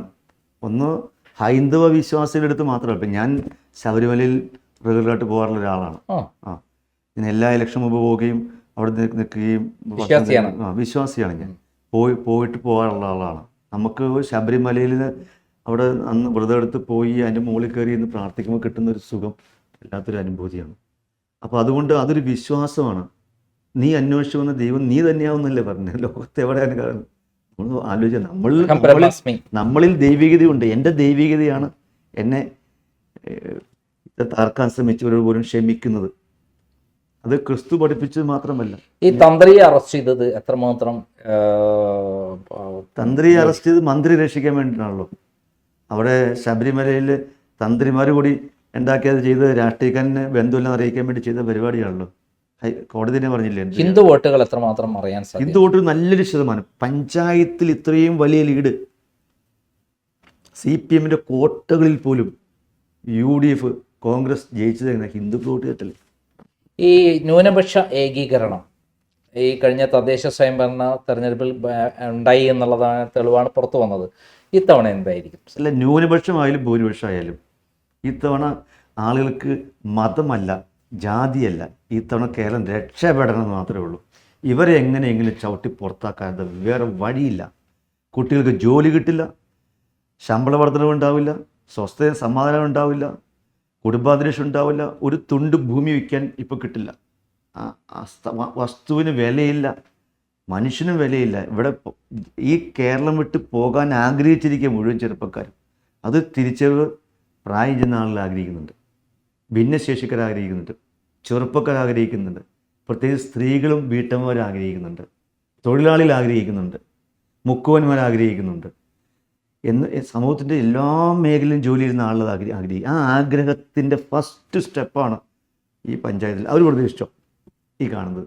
നോക്കിയിരിക്കുക, ഇലക്ഷൻ പ്രഖ്യാപനം വോട്ട് ചെയ്യാൻ നോക്കിയിരിക്കുക. ഒരു ക്യാമ്പയിനിങ് പോലും ഇല്ലാതെ UDF അധികാരത്തിൽ വരും, വലിയ ലീഡ് ജയിക്കും. എന്തായാലും ഇത്തവണ വൻ വിജയം നേടുമെന്നാണ് ശ്രീ എൽദോസ് കുന്നപ്പള്ളി പറയുന്നത്. പ്രത്യേകിച്ചും ഒരു ബലാത്സംഗ കേസിൽ പെട്ട് സ്വാഭാവികമായിട്ടും ആത്മവിശ്വാസം നഷ്ടപ്പെട്ട് ജനങ്ങൾ അഭിമുഖീകരിക്കാൻ പറ്റാത്ത ഒരാളായിരിക്കും ഉണ്ടാവുക. പക്ഷേ തികഞ്ഞ ആത്മവിശ്വാസത്തോടെ ജനങ്ങൾ കൂടെയുണ്ട്, എന്നെ ആരും തെറ്റിദ്ധരിച്ചില്ല, മാത്രമല്ല അവരെല്ലാവരും എന്നെ കെട്ടിപ്പുണരുകയാണ് ഈ കള്ളക്കേസിനെ എന്നാണ് അദ്ദേഹം പറയുന്നത്. അദ്ദേഹത്തിന് എല്ലാ വിജയാശംസകളും നേരുന്നു. നന്ദി, നമസ്കാരം. Thank you. വെൽക്കം.